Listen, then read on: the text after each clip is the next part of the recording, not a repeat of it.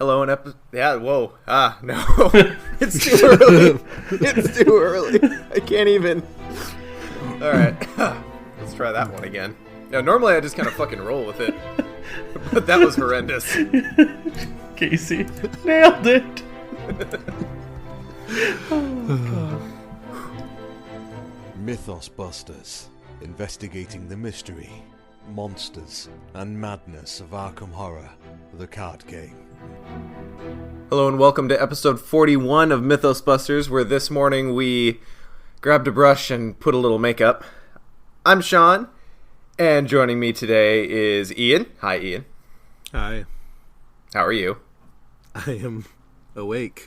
That's about all I can say for being up this early. I was about to say, I can make all the lame waking up references that I want, but you're still 2 hours earlier than I am, so as ever, props. Yeah.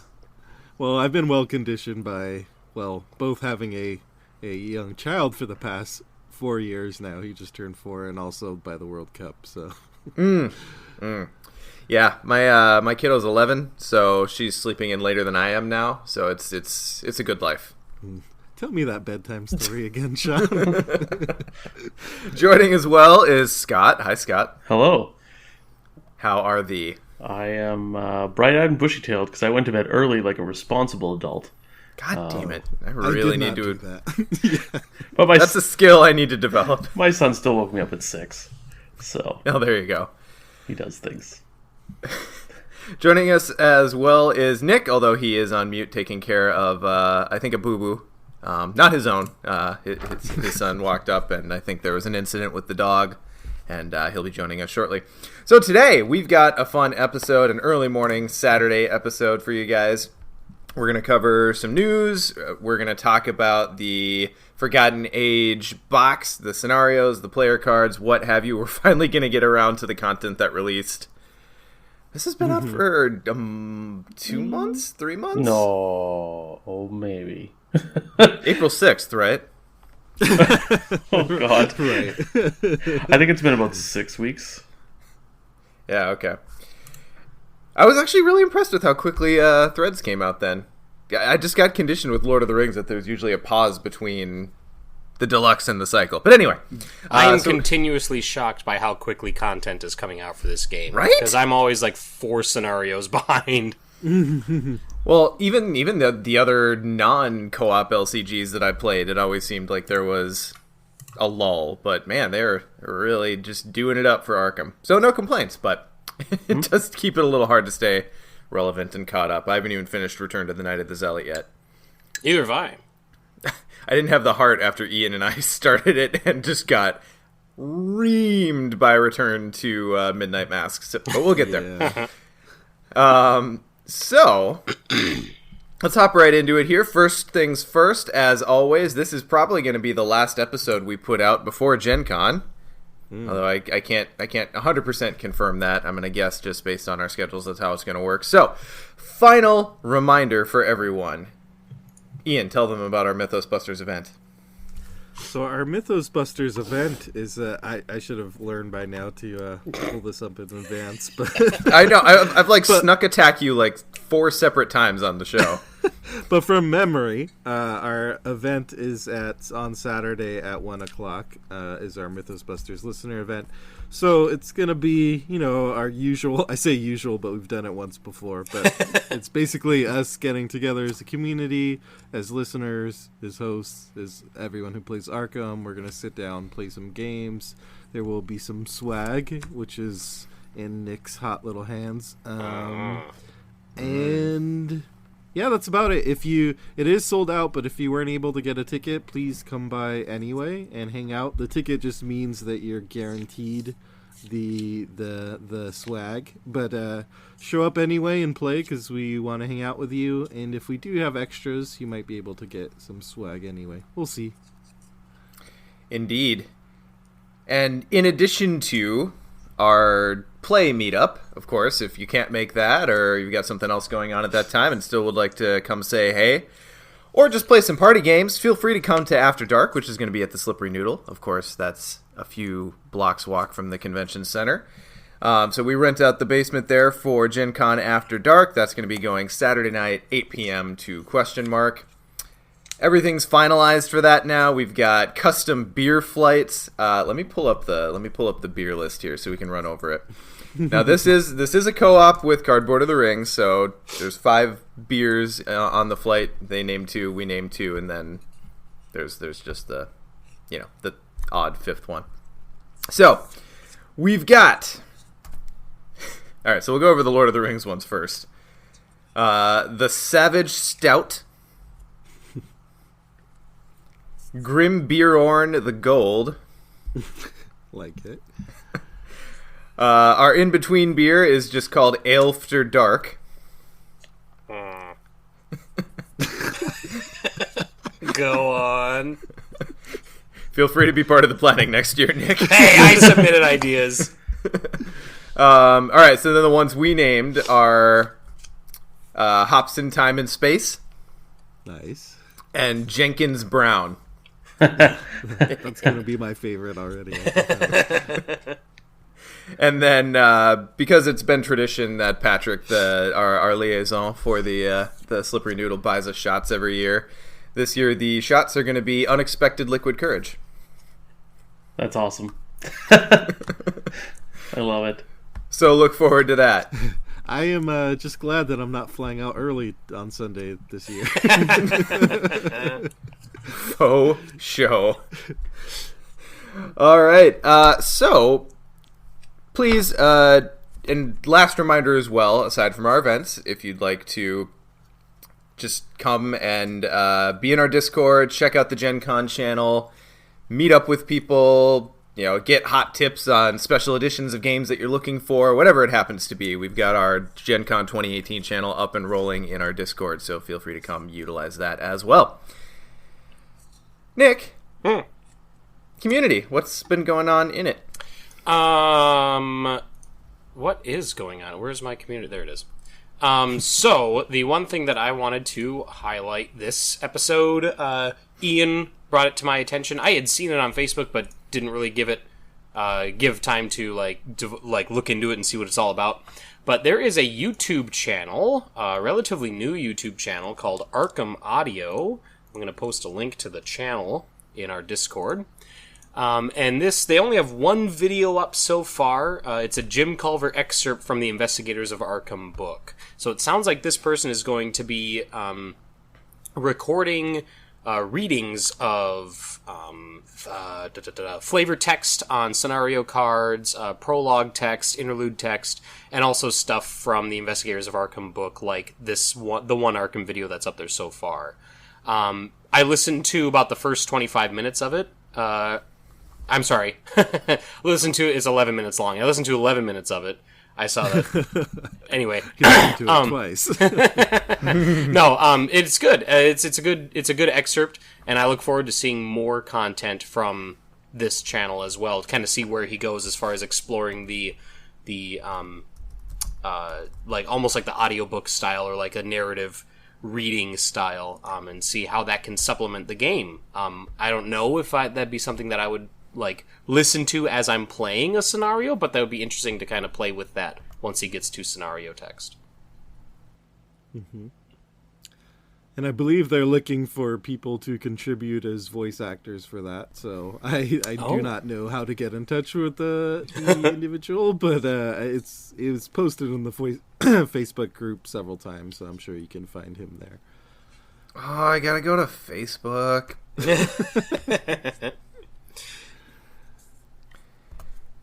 So, I just quick side tangent here. Next episode, guys, I think we need to do a community roundup.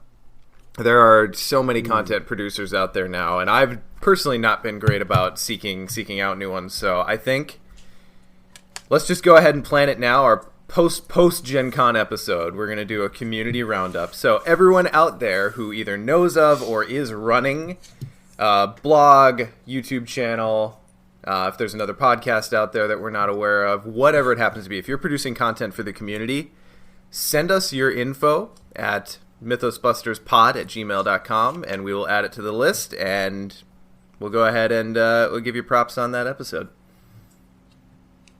I'll say, additionally, I would like to take this minute to remind everybody that even though it has been a little while, we do still take guest articles.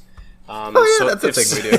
If someone wants to write an Arkham-related article for the Mythos Busters website, I will gladly receive that and post it as soon as I am able to. I apologize. Sometimes my turnaround on articles isn't as quick as I would like, but if you're interested at all in writing an article, if you've written one before and would like to do so again, please do. But we do still post those once we get them, so keep that in mind.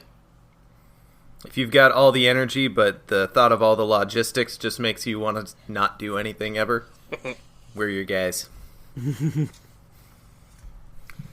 All right. Nick, anything else from the community before we move on to news? That is all that I had this episode. Ian, what hath hit us, sir? All right. So we did get the announcement of the 5th Mythos pack. Oh God, I'm still dealing with the morning. Would we perhaps call it the Fifthos pack? No. I'm still going to take a majority vote. Okay. Sustained. The pack is the Depths of Yoth. So, following up on the last pack, which saw us have some weird body shenanigans with some body swapping going on, this one has us descending a long, I believe it's a staircase down into the depths, presumably to find, eventually what we're going to face in the final pack, which I assume will be some Yig-related showdown, more than likely, given how the past couple cycles have gone down. But the mechanic of the quest looks like it focuses on kind of the depth level of how far we've gone down so far. So as we go further down, then the effects on the encounter cards will kind of scale depending on that. So that's kind of an interesting mechanic that as we go along that things it's kind of similar, I guess, to the catacombs when the further we went from the starting location, things would get worse, particularly the chaos token, but it sounds like this is more like this is the central mechanic of the whole thing. And there's also an interesting kind of pursuit area mechanic where you can, as you go down to another level, you can leave behind some enemies, but they're not gone forever. They're kind of in this pursuit area, and they might pop out again when you least expect it. Or the stairs will rearrange themselves, and you have to fight your way back through them the entire time. Given how things have gone in the cycle so far, that's not out of the question. So that is pretty much it for the quest mechanics. We did get 2 new player cards spoiled. I'll start with the Mystic one first, since I'm going to selfishly take the Rogue one. But so, Sean, why don't you read the new spell we have for Mystics? Sure, yeah, this one's really cool. Quote-unquote new. Yeah, new. So we have level 4 Mists of Rilia. It is still 2 cost. It has a willpower and agility icon. Spell traded, of course, uses 5 charges. Action, spend 1 charge. Evade. This attempt uses willpower instead of agility. You get +3 willpower for this evasion attempt. If you succeed after evading the chosen enemy, you may move to a connecting location. If a bad stuffed symbol is revealed during this evasion attempt, choose and discard a card from your hand. And, of course, still takes up an arcane slot. So I'm a pretty big fan of level 0 Mists of Rilia at this point. Mm-hmm. This one's good. 4 XP is not nothing. We do have Arcane Studies to maybe take the edge off that one.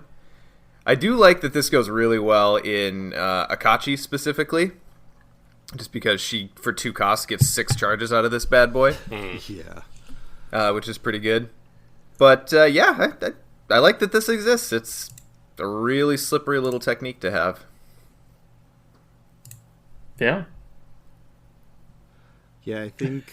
I mean, it's definitely a hefty XP cost, but I mean, if you're going that route with your Mystic of the kind of evadey, wanting to move quickly, then it might be worth it. With that +3 will, I think, especially if you're playing on higher difficulties, probably. Well, and Yeah. not only is arcane research a thing, but delve too deep is also a thing. So mystics Sure in is. general, I think you're really probably considering this to be a 3, maybe even a 2 experience cost card by the end of the day. You know what's funny though? Even me, you guys know my feelings on Delve Too Deep. Hopefully, really well. Probably Yeah, too we've well. read the fanfic. the slash fic got so much more graphic. Yeah. The X-rated one was But- disgusting, but But the first 2 scenarios in this campaign are so brutal. I have been just leaving it out for this campaign. Oh, you don't even bring it. It's so rough. So well done, Matt. You successfully scared me off it. Well, that's how I feel about the Opal in this cycle. I did Yes! think it was Yeah. thin, but it's still like it's not an auto include anymore. Oh, Sharon's oboe. Sharon's oboe. Oh my god. And you don't I do fall think we for left that. the best potential episode title for that particular episode on the table. I totally forgot that I had made that joke because, again, in my head, I couldn't associate what you guys were saying with the card, like what I was hearing with the actual card. So it just lifted itself from my brain when I was editing the episode. So our other card is a green one. The Skeleton Key. It is unique. 3 cost, 2 XP, with 2 intellect icons. Item, relic, which is relevant for Ursula and Dr. Ellie. Cursed, exceptional, and fast keywords. So as an action, you can attach the Skeleton Key to your location. If it is already attached to your location, detach it and return it to your play area instead. Set the attached location's shroud value to 1. Wow. Yeah. Yeah. I mean, we said that Rogue needs investigate tools. Well, here you go. They were started out initially so weak on investigating, and now they're just absolutely flush between Streetwise, and they even got Eavesdrop. Now they have this. They're going to get Lola coming. I forgot which pack it is, but sometime in this cycle. So, You know, this thing is action intensive. Yes. But I mean, reducing it to 1 and is obviously going to make it easy for most investigators to. I feel like this is probably best in multiplayer because that's when you really need to just peel a lot of clues off of one location. So spending the actions to do this is probably worth it. You're basically setting up everyone else to just, take all the clues off a location really quickly, even if you have to spend your actions, and as a rogue, you have actions to spare. I'm a little disappointed that this doesn't interact with locked door. Yeah, well, neither does lockpicks. Because it's a skeleton key. Yeah. house rule it. I will say, not to steal your thunder, Ian, but combining this in a survivor such as Wendy, who can also take the lantern, Oh, yeah. set the shroud to 1, and then minus it by 1, Reduce it by 1. and now you're at 0. It's just like, okay, well, I'm just going to draw tokens, and unless I draw the tentacle, I get a clue. So, Or Jenny. Jenny could take that. oh yeah, Jenny can do it. I really like the idea that this, like, Ian, you said this is action intensive, but I like the idea that it is potentially a tool that would be really strong in, like, a Skids action buyer deck. Which I really like that deck type. I'm just not a big fan of Skids. So I liked seeing more tools that work specifically well with him, because that opens up those possibilities. Yeah. This also works well. I can't remember Lola's exact text, but isn't she pay resources equal to the shroud? If I remembered correctly? Yeah, so this would make that just 1 resource, basically. 1 shroud. It's a really, really good card. Yeah. But it is exceptional, so that's the thing. 1 copy in the Yeah. deck. In solo, I'm not sure multiplayer because of because it is action intensive. Like maybe you're better off just spending the streetwise to just do it instead of like slowing yourself down, like steadily pulling out the key from your key ring each time you need to investigate a location. But multiplayer definitely worth a look, I think. Yeah, multiplayer, I think you're totally right. Like, because you will have those locations with a million clues. Or like, Seth's chamber or Silas' chamber. Oh, knocking that down to 1. Oh, just get all the clues. Tell me more, Scott. Guess I'm writing the fanfic this time. That skeleton key fic is very popular these days. The skeleton tea would be a great porn moniker, by the way. just gonna throw that out there. Oh boy. I mean, you're not wrong. At this point, with all the keys, I think we need a keyring neutral asset. Any item with key in the title costs 2 less to play. Or what if it's just like search the top 9 cards of your deck for any 3 keys? You know what I mean? Like it just pulls them. Yeah. Yeah. We don't even need Jazz Mulligan anymore. Or what about that? The Guardian card that you start in play with the 3 cards. Was it Stick to the Plan? Stick to the Plan. But it's key ring, and so you search your deck for 3 keys when you start. Wow. If Key of Ease didn't exist, I'd say that would be balanced. Yeah. But if this is going to match reality, then you have to like pass some kind of test to pull out the right key quickly enough. Yes, yeah. Mm-hmm. Dexterity 2. Otherwise, you're like, hold on, guys, as you search through your big old key ring. Half of the keys you don't even need anymore. Your childhood home. An old padlock on the garage that you don't even have anymore. Like, I burned this house down. I don't need this key anymore. Yes. Alright, so that's about it. That's what we got spoiled for the Depths of Yoth, so we'll still wait for the final pack announcement to come out, which I assume will be the final battle against Yig.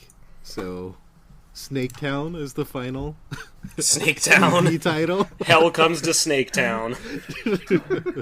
Maybe it'll be on a nice open field, and it'll be, I want to get rid of these motherfucking snakes on this motherfucking plane. Yeah.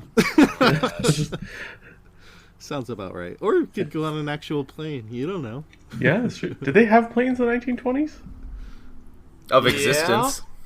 Oh, okay. Yeah, I don't know if they would. If they had chainsaws, they have planes. Are you It's are you just sure a about one that? location scenario. Okay, so that was it, and then we did get another article dropped yesterday, which was not an announcement. It was part of the FFG Designer Journal series, and this one was our very own Matt Newman talking about player archetypes in Arkham LCG. So this is something we've seen for the other LCGs. Well, I guess Magic actually started it with, what were their archetypes? Spike and... Spike, Timmy, and something else? Spike, Right, yeah, Timmy... Yeah, I don't know. Those are the 2 I can remember.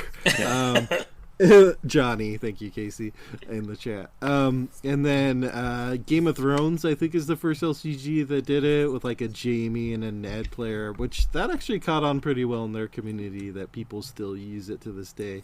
They tried it with Lord of the Rings. There's like a Boromir player, a Pippin, and Bilbo, but that never really caught on, except for people joking about how it never caught on. Nobody wanted to identify as a hobbit. It was like either That's you're true. Boromir, awesome, or a They hobbit. picked really weak characters, I feel. I mean, they all made sense, but Yeah. Yeah. who elects into being called Pippin? Expect your Peregrine. mailbox to be filled with Hobbit fans soon. Yeah. Your mailboxes with hate mail. Pippin was my favorite. So now we have them for Arkham LCG, so I'll just do a quick rundown since I'm sure they're not burned into our brains yet. So the Ritualist is basically the one who appreciates Arkham Horror LCG as a card game. So they like deck building, they like combos, all the stuff you would expect from a hardcore card game player. Like that's what really brings them to the yard for Arkham Horror LCG. That's the Ritualist. The Slayer is all about the big flashy moments. So they like high XP cards. They like basically seeking out those kind of moments when they can lay down a big kind of play that's going to make everyone at the table kind of be wowed by what they just pulled off. Nick. That's the Slayer. I thought of a certain host as soon as I read that. The Detective basically approaches the game as a puzzle, meaning they want to take each scenario and kind of break it down how best to approach that scenario and cheese it and get the best result out of a scenario. Maybe they're the type of player who actually uses standalone mode to do that. The Storyteller is kind of the most self-explanatory. They're in the game for the story. They like kind of seeking out those story moments that they can tell people about later, and they're also most likely to kind of try to dig in depth with the story as it's unfolding. And finally, the Nihilist is all about the challenge of the game. So I'm guessing they're probably going to be seeking out the harder difficulty modes. They like the hardest scenarios, and that's basically what kind of gets them up in the morning to play the game. That is the Nihilist. So, I thought it would be fun for us to discuss where we think we sit as in these archetypes, but maybe it's even more fun to start off where we think each other fits before we out ourselves. Just accuse each other. I will say, I like that they came up with 5 this time, and it really did separate it more. Whereas the 3, which has been used so often, like I don't think 3 is enough to separate people, especially in this game, because of how different it is from the other games that's being evaluated. But yeah, I totally agree. I feel like the ones they picked are way more reflective of what makes this game distinct. All right. So, all right. I think. Oh. You Takes are. off Yeah, well, we got to start somewhere. You are. I'm gonna go 40% Ritualist, 30% Storyteller. Oh my god, you're really breaking it down. 10% Nihilist. I'm gonna say Ian is like 80 Storyteller, 20 Ritualist. I'm gonna go 50-50 Ritualist and Storyteller. Ian, did you think about this ahead of time, or are you formulating on the spot? So are we gonna out ourselves? We're gonna go one by one. Yeah. Why not? Okay. Let's see. I think basically with these archetypes, like no one fits into one cleanly, but I think it's probably most fun is if we're forced gun to the head to choose one. I think you all are spot on that when I read this, I'm like, okay, I'm Storyteller and Ritualist. I think I would actually go, if I had to pick gun to head, I would say Storyteller for this game. And it's actually different for this game compared to something like, say, Lord of the Rings, where I would be much more the Ritualist equivalent, where it's all about. But for this game, I feel like what really drives it home for me is the story aspects. And that's not, for me, isn't just like reading the story that's there, but also I'm all about trying to find those fun gameplay stories that I can tell later. You know what we could do too, Ian, is instead of just one class, we each have a main class and an off class, like Forest Investigators. So what's your main class? What's your minor class? Or your off class? Yeah, so I'd say main class Storyteller, and then I can take level 0 to 2 Ritualist. Exactly. All right, Scott. Okay, so if we're going main class, off class, Yeah. I'm going main class Ritualist, off class Nihilist for you. I would agree. Maybe detective, but I feel like Nope. no. I think I'm the other two switching. fit Main class better. detective, off class nihilist. I'm gonna Oh. That way- I'm gonna what? that way ritualist as his main. He's Interesting. more Scott strikes me when it comes to the game itself. Like he's more interested in the player card mechanics and dynamics than he is the encounter, and that's the difference between ritualist and detective, in my opinion. Is that one of them focuses on how does this encounter play? I keep saying encounter. How does this scenario play? Like, what are the different triggers and tools in the scenario? So I think if anything, Scott's main ritualist, and then off is detective. But I like nihilist better, personally. For Scott. I'm gonna say main class nihilist because I always think of him as our resident hard mode expert, and I'll say off class ritualist is Mr. 30 Good Cards. Yeah, exactly. Well, I think for sure my main class is ritualist, like hands down, because like I build decks that I never play just because I enjoy building decks. I'm just like, wow, it's a really cool deck I built. Okay, time to build another one, and never play that old one. Yeah, I'm kind of tossing up between detective and nihilist because I have started to really enjoy the whole laughing in the face of death. But I also enjoy playing on standard. Like one of my favorite things is for Arkham Knights when we're doing our Iron Man is planning out the scenarios like in a big map and being like, okay, what do we have to hit? What resolution do we want? That's what was coloring my flip on my guess there, and maybe that's just because that's pretty much the only time we've ever actually played together. Yeah, is doing that. I think detective squeaks out nihilist, but just by a bit. So I'm gonna go ritualist detective. Nice. All right. Very good. So on to Nick. Yay. Nick's enjoying this so much. I'm gonna go. You actually gave a little bit away when we were preambling before the show a little bit. I did? So I would have gone storyteller prior to some comments you've made. Oh, really? I'm gonna go main class detective, off class slayer. Because of your love for shotgun and similar effects. I'm gonna go main slayer for Nick, and off class. That's a tough one. I'll go storyteller for off class. All right, Just reminding everyone that there's no stakes to getting this right. I really want to get that car. Are you sure, Sean? Are you sure? I'm gonna go main class slayer, and say actually he is a Dunwich investigator. So there's only 5 cards, and those are all storyteller. So storyteller's still there, but it's tiny. Yeah. It's present. It's just, he's a slayer. Just enough so you can't say 0 storyteller.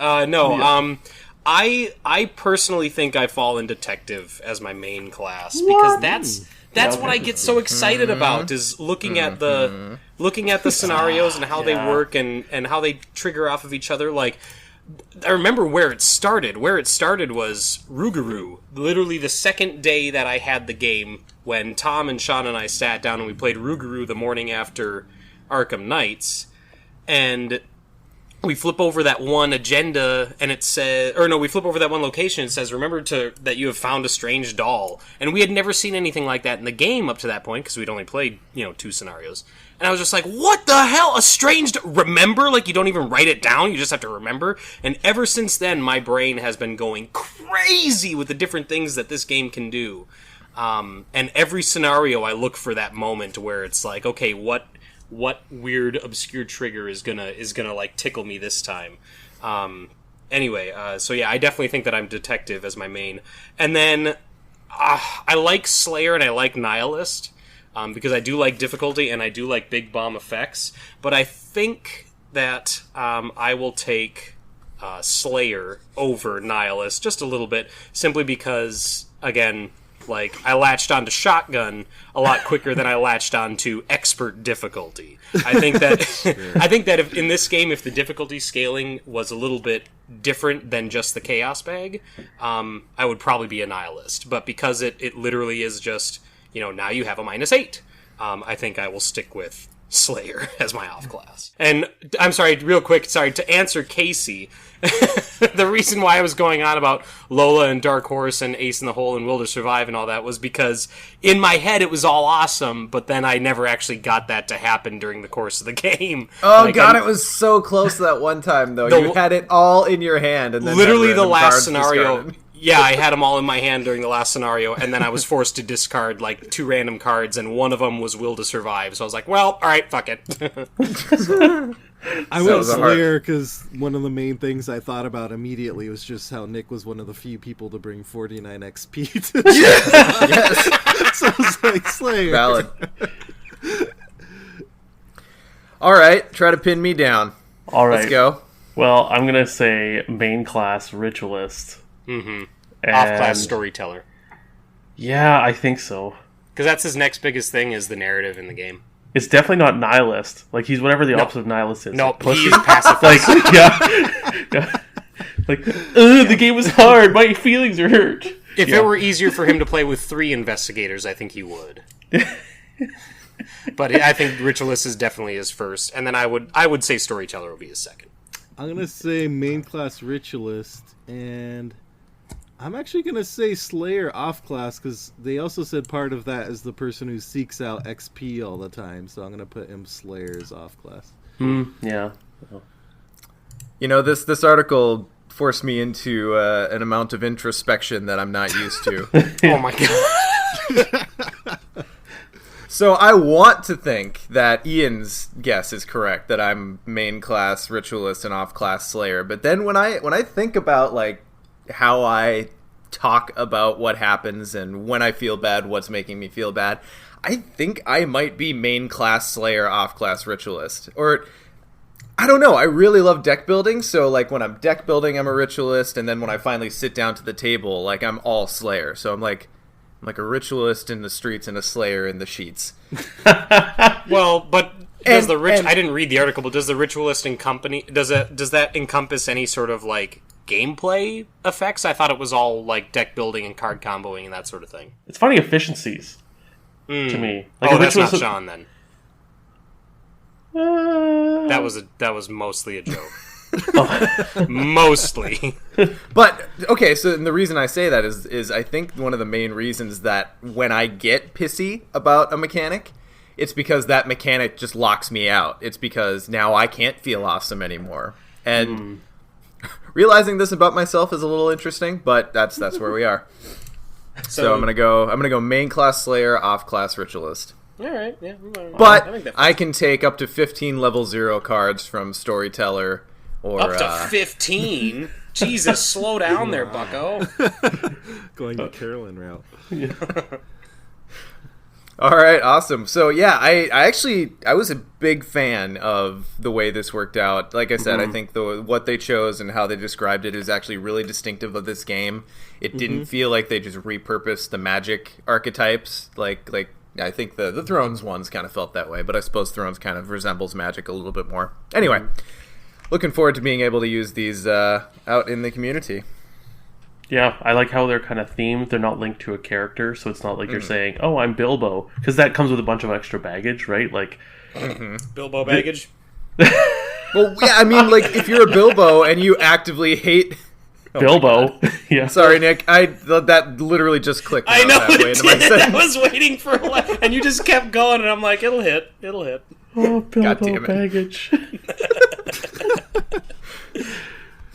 All right, so I kind of skipped it. Guys, what you been playing lately? I made a solo Leo deck and blasted through the first 3 scenarios in Forgotten Age in preparation for this episode, because up until a couple days ago I had only played Untamed Wilds. Wilds went okay, and Doom went actually pretty easy. I really lucked out on the encounter cards that I drew, where I was enemy heavy early, and then late it was just tests that I was set up to take care of. So I think I completed, like, during the big turn, which we'll talk about later in Doom, it took me 2 turns of just moving and I was done. And then Threads was, I got, I don't really want to spoil anything with Threads, but I think I got a partial success. I wouldn't call it a complete success because I didn't get all of my objectives, but yeah, Threads is just one of those scenarios where there's a gradient of success. Exactly, yeah. And it's my new favorite scenario. Like, it's a head of Rougarou at this point. I love Threads of Fate. And that's one that I'll be playing standalone a lot, I think. So yeah, overall it went pretty well, solo Leo, better than expected. He's a really good solo investigator. Yes, he is. Yeah, that was my experience as well. And I had the same experience too, Nick, which is Ursula didn't want to draw enemies, and I drew nothing but enemies in Doom. And Leo was set up to kill, like, every snake he came across, and I drew maybe, like, 2 or 3 enemies across the course of the scenario, and he just quickly killed. How many vengeance points did you end on? Oh my god, I'm at, like, 13. Nice. It's insane. There's an enemy in Doom that's pretty hefty on the vengeance, and he popped up, and I'm doing the math real quick. I'm like, well, I can kill him in 1 turn. Do I want the 5 vengeance? Then I look at how much I have already. I'm like, I'm already at 6, so who cares? Yeah. In for a penny, in for a pound. Yep. Ian, you mentioned in our chat, you're like, oh, I want to make a Calvin. Who should I pair it with? And you paired it with Lola? Yeah, which was actually Nick's suggestion. I don't know of course it was a joke and how much of it is real, but I said Lola, and I said that is a terrible idea in my head, so I love it, of course. Yeah. So yeah, I paired Calvin and Lola together, which is just such a wonderful mess that, I mean, because those two together have to be, not necessarily even together, individually have to be the jankiest investigators to build for and to play, and so putting them together is insane. So yeah, I paired those together for kind of one last playthrough of Forgotten Age before we recorded this episode, and one of the interesting things is because usually I like having Survivor as one of Lola's classes, just because it works out well, but Calvin was taking up those cards, and I don't have a billion versions of each pack, so it forced me to take that out and to dabble into Mystic instead. And Lola likes some Mystic cards. Yeah, so basically I went super clover with Lola. So she has Scene of the Crime, she has Working a Hunch, she has Drawn to the Flame, and she has Liquid I Found. Nice. Along with Dr. Milan and some other stuff. So, and she actually did really well in that role. She was, locking down clues. Calvin only investigated a couple times. So then I went combat with Calvin, actually, which was okay. He did his job most of the time. More so in the first scenario with Fire Axe. Not so much in Doom, because it just didn't work. He was just not getting any damage in the early part of the game, which is the problem in 2-player giving him a dedicated role, because if the encounter deck doesn't give you the half you want of damage or horror, then it's kind of difficult. But overall, I worked out well. I mean, they did not lose either scenario. They got to the end. Although Calvin did do a big sacrifice in Doom. He was locking down 5 enemies at the end as Lola scampered to the exit. So he did his job. He's at 2 physical and 2 mental trauma each already. Wow. A Calvin sacrifice. Oh god, now I'm gonna think of him as Scott Stapp now. No, you ruined Calvin for me, Sean. Yeah, but it's been so much fun. They're almost like a new Skids and Daisy in a way, in the ways that they just bumble their way to success sometimes, but they did a lot better than I imagined. I pictured them just failing both scenarios, but Lola is better than I remembered, and because of some of those new clue tools, and Calvin can do okay. The main thing I'm just worried about is in the future, if we get some boss enemies, Survivor's main killer, they don't really have a good boss killing tool. Yeah. If you hurt him, I'll slightly injure you.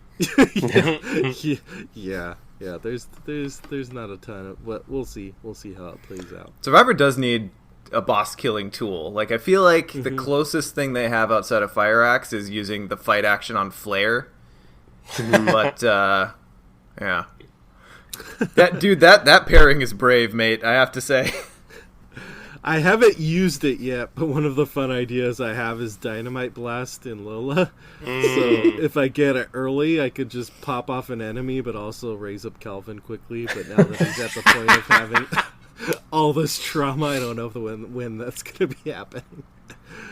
Oh, I love both Calvin and Lola so much. Like, I really, really do. So it makes me so happy that you're actually doing a campaign with both of them. When you were asking for a partner for Calvin, Ian, I suggested Ashcan with Duke, and I ended up taking that through Return to the Night of the Zealot. And my idea was that Ashcan, I mean, with Duke there, he can handle like the early couple turns of investigating or fighting or whatnot, and then Calvin would then take over in the later game and be able to swing hard or whatever. It worked okay. And I think the big thing is I was playing 2 survivors at this point. My damage output was like, at most, I'm doing 3 damage. Because I had 2 vicious blows in with Ashcan. And yeah, I think Survivor just needs like a late XP, like a big old something, like a snowblower or something, right? Like they just like Snowblower. walk across an enemy. Nothing says big damage like snowblower. Well, I mean, Survivor's weapons are all just commonplace tools, right? So, like, the big boss killer's got to be like piano on a crane. Come just Wayward about 10 anvil. feet closer there, Silas. Okay, thanks. Misplaced electric fence. I did say in our mod chat a couple nights ago that chainsaw would be the perfect boss killing, weapon for Survivor. Because I could see that, having a hefty cost to it, and also having some downsides if you fail your test bad enough. So I think that'd be a good fit. And according to Ian's research, they did have chainsaws back in the 1920s. That was my research, but you're welcome. Scott's research, I'm sorry. 1830s, yeah. I think that surprised us all. Yeah. Invented by an orthopedist, no less. Yeah. They're scary people. If you've ever watched surgery videos of orthopedic surgery, it is carpentry, straight up. Oh. Like, there are hammers and chisels and... Okay, next topic, please. Yeah. My feet are curled in the fetal position right now. Get it? Yeah, Okay. Yeah, so I still had yet to try out Calvin, so I took the build that Scott, you, and Ian did for the episode that I missed. And I paired it up with Mateo, who I also had not tried yet. And I had dubbed them Team Tail Swing because every time I put them down, it's like the Chaos Bag just takes me by the tail and chucks me somewhere. So, yeah, 5 XP on Mateo is interesting. I know I told you guys this, but I spent it on 2 bind monsters and a mind wipe, which, if you had told me that last campaign, those would be my initial purchases, I would have told you to just fuck right off. And they've been interesting. The mind wipe was cool to wipe vengeance off the frickin' boa constrictor so I could just kill it. And I don't think my Mateo has quite the willpower to make bind monster really work yet, but I'll be interested to see if it gets better throughout the campaign. However, that duo managed to squeak out my absolute worst run-through of the wilds. It was so bad. I think Calvin ended up taking like 11 or 12 damage. And like after I got through both my leather coats and a couple peats, I'm just like, I've got nothing left. I pulled an Elder Sign and I like healed one off him, and then he pulled a tentacle on whatever treachery dealt damage, and it was just Dunsky. And Mateo wasn't doing so hot either. So maybe I just need to revisit those 2 decks. Maybe they're not quite as good. Has anyone else tried out that Calvin build?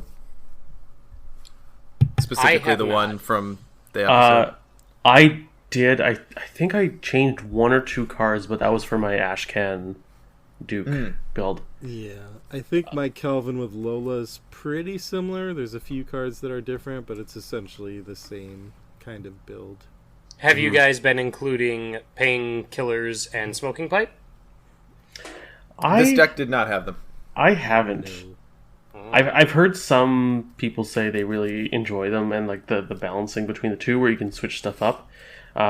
To me, being the ritualist, I I see it as an inefficiency, and I'm less likely to take them. I'm willing to try it though, but this time I did not. My fear is, okay, so like your best case scenario for that is he's unexpectedly taking an inordinate amount of horror, and you'd like to offload that into damage. Right. So ideally then, but my problem is, like, if that happened to me, I would then get Painkillers and be like, Yeah. well. Yeah, well, I mean, the solo Calvin deck that I ran had one of each of those, and that was for my Return to the Night of the Zealot. No, that was for... What scenario I think I did do Return. Or did I just do... No, I did Vanilla Night of the Zealot. And I only ever got Smoking Pipe out, but it was nice. Night of the Vanilla. Yeah. It was nice, like, suddenly I'm facing, like, the Ghoul Priest, and I have 4 horror and 2 damage, and it's like, well, now I get +1 more combat. Like, it was, they're much more reactive, for sure, but then again, I also don't build Survivor decks too often, so I was kind of going in blind. I also find them a bit slow for doing that. Like, it is 1 per turn, and... Oh, yeah, it's not a bomb effect, it's just, Yeah, like, if you could just do, like, Smoking Pipe twice, like it was just remove a resource and do it, maybe I'd be a little bit more tempted. Oh my god. Yeah. If that were the case, I'd be emptying it every time I used it. I mean, I will say that it would have helped my Kelvin in Doom, where I mentioned he was at 4 horror and 1 damage. If I even took, like, just the Smoking Pipe, that's the heal. That's the horror into damage, yep. Yeah. And forget Painkillers, that would have helped. I mean, maybe it's even a thing you could potentially take it early in Kelvin and then replace it as you upgrade, because probably by that time you're getting trauma that you don't need to do that adjustment anymore, more than likely.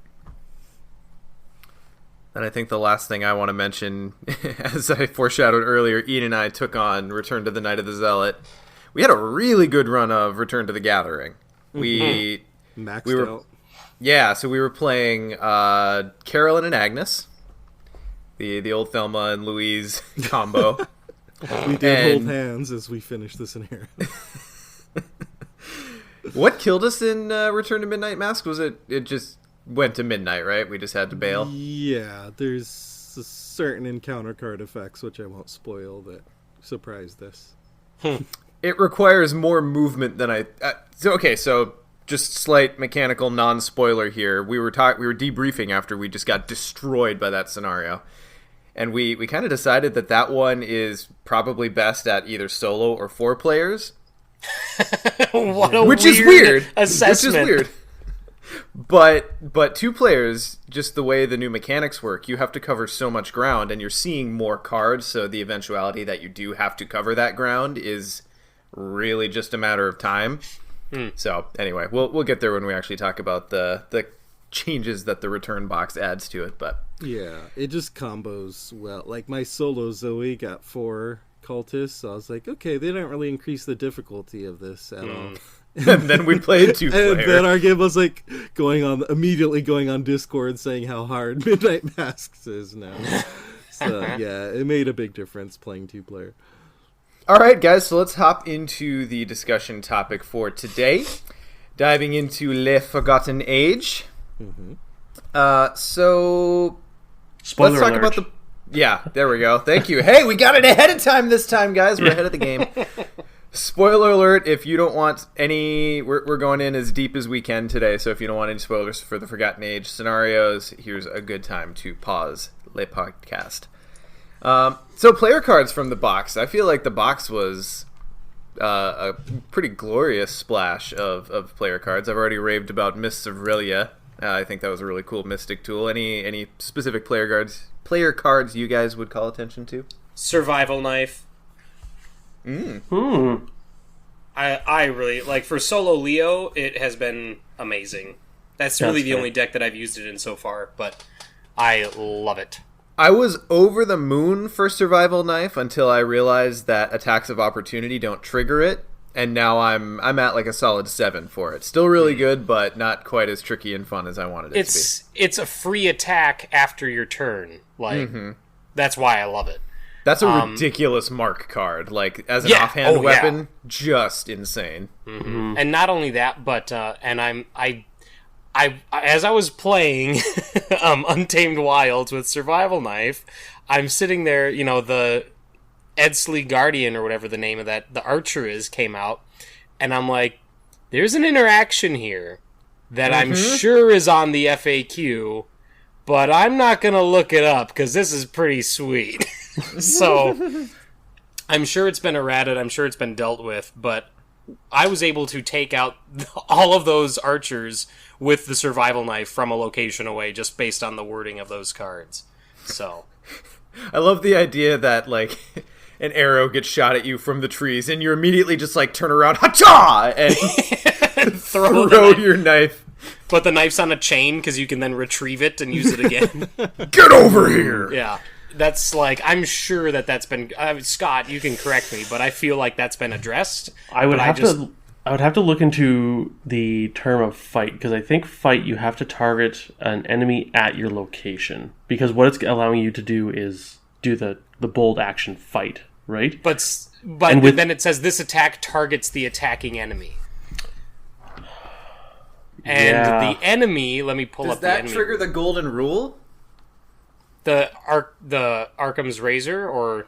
No, the golden rule is whenever a card specifically countermands the basic rules, you follow the card.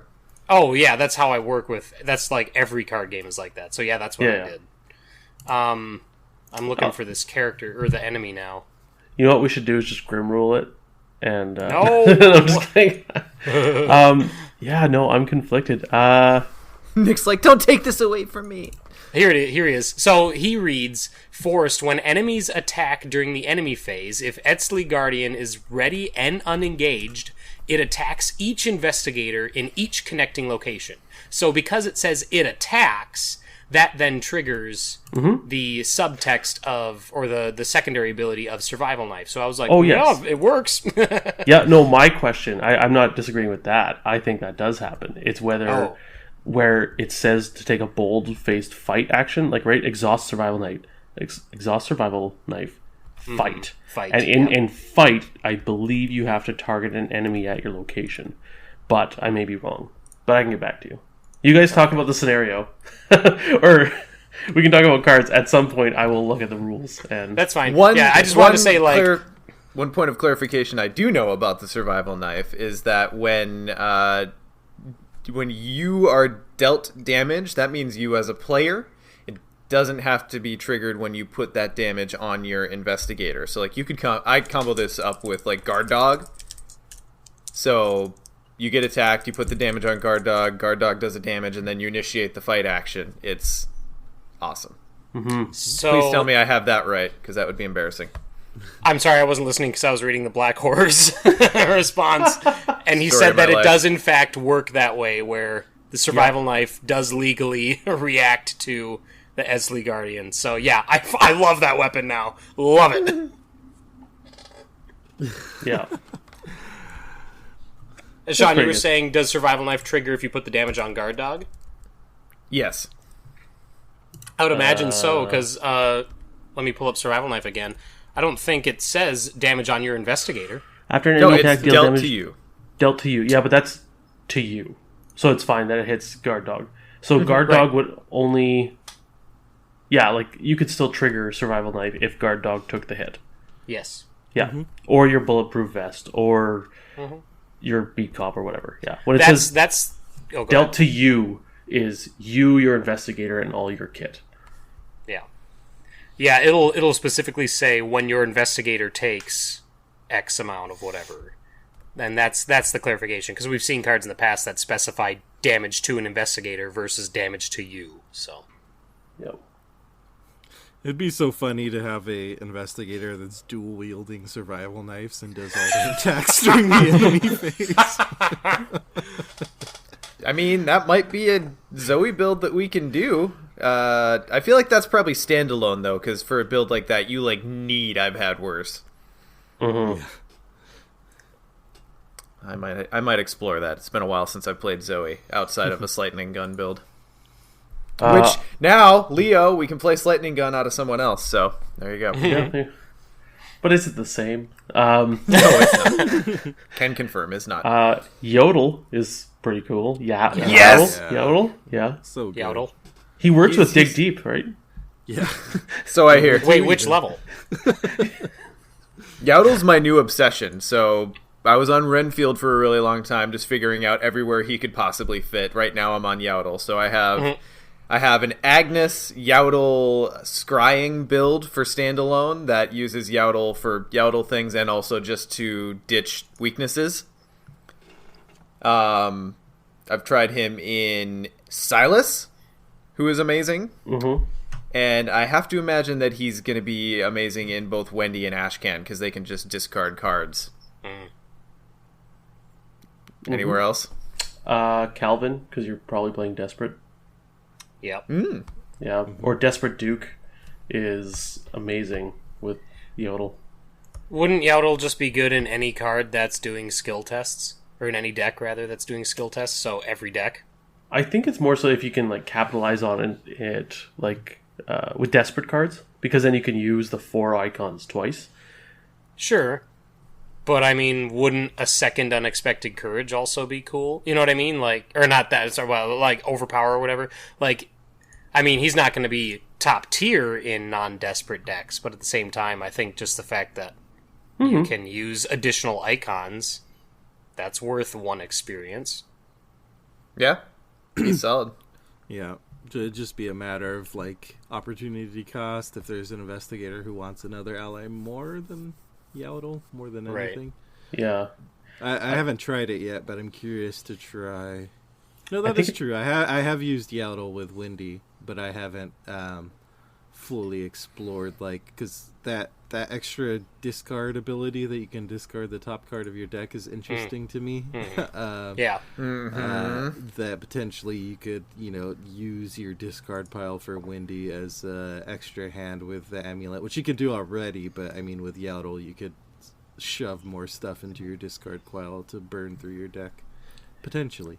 No, I don't have Norman. Can Norman take him? No. Norman cannot. Damn it. Norman can only upgrade into neutral and mystic cards. Oh, okay. Sean, I don't know if you already mentioned this when you were going through, but Agnes and upgraded scrying. Is that's exactly the build that I have. Okay, upgraded scrying is free action, right? Correct. Yeah, that's what makes it good. Because if you're doing regular scrying, it would be way too action intense. You know what I mean? You're eating up. Oh, for sure. But yeah, ooh, nice. Yeah, and actually the Agnes build that I brought with Ian to return was building into this, and you don't take scrying at level 0. You just no. The deck just doesn't have its combo at the level 0 because Yowdle costs experience. You don't care about scrying at that point. It's kind of interesting, one of those decks that just evolves into something completely different from where it starts. I would argue that unless you're playing a 4-player game with highly specialized investigators, most Mystic decks will not take level 0 scrying. That's valid. That's valid. I got to throw a prop out there to one of the most mysticky Mystic cards that we've gotten in a really long time. And I don't think it's amazing now, but this is a card to keep an eye on, and that is Dark Prophecy. That excited me when I saw it. So the idea that you're going to willfully grab a bad stuff token is really interesting, because we've got, if we get more effects like Hypnotic Gaze, where you actually get a positive off bad stuff, this card's going to be amazing. It's also great. It's great as it is in Gym, because I was just going to say, it's like an auto include in Gym. Or Song of the Dead. Song of the Dead. Oh yeah, Song of the Dead. Or if you're playing Agnes and you want your Shriveling to ping you. Yep. Yeah. Yep, there's a fair few applications for it now, and I feel like Mystic cards are going to continue to lean into that bad stuff extra effect. So I'm I excited mean, it's to see even where that goes. potentially interesting because the bad stuff tokens are a known value. I mean, it could just be a case you look and say, okay, the highest for this is -2 for any of the bad stuffs right now. Like, that's basically a free -2 token, unless you get really unlucky. Yeah. Or you're playing on hard mode, which just hits you with a bad effect no matter what the modifier is. But Also, point of note, this doesn't say play when you are resolving a test. It says play when you reveal a token. So for those treachery cards that force a token draw, you can play this and make sure you get something. I mean, generally, they loop all these symbols together. So maybe I just realized that. But at the same time, if you get a card that doesn't, or maybe the tentacle is a worse effect, you can force yourself to get something that isn't that. I think I talked about my super control-y gym deck last time. I had 2 Dark Prophecy in here. What I found too was when I was locking down enough or sealing enough things, sometimes Dark Prophecy it ups the chance of me just drawing 5 numbers, so I actually wouldn't get negative tokens. Nice. So I have the bag down to where it's basically just skulls, tentacle, elder sign, and numbers. And Dark Prophecy was amazing. That's really cool. I haven't tried it yet, but I really, really love the idea of a super Chaos Bag lockdown Jim, because I really liked Jim when he was released. I just felt like he didn't have enough tools to be consistent, and now it seems like he does, so I really want to explore what he can do. Yeah. Plus, he's a great partner for Roland, and, that's my favorite, so. And you know what you could do, too, is if you had the grotesque statue, when you go to reveal 2 tokens, use double Dark Prophecy, and you get a choice of 10 tokens. That's amazing. Speaking of grotesque statue, the Forgotten Age card that stuck out to me most, which is probably surprising to myself, considering all these other cards that stuck out first, but Dr. Ellie Horowitz is one that I've had fun with and was more powerful than I thought at first. She's the one who brings out the searches top 9 cards of your deck for a relic, and then so that's useful more than anything, is just the top 9 cards of your deck, and a card in a game with 30 card decks is huge. That's a big part of your deck. And then also the fact that it stays on her, so you're not taking up the slot of whatever slot that accessory takes up. Right. That relic, sorry. Which is often an accessory slot.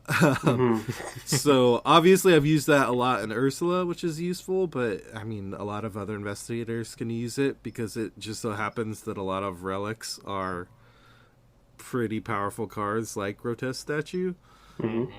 So I was going to say the Tooth of Edsley when I ran Ursula.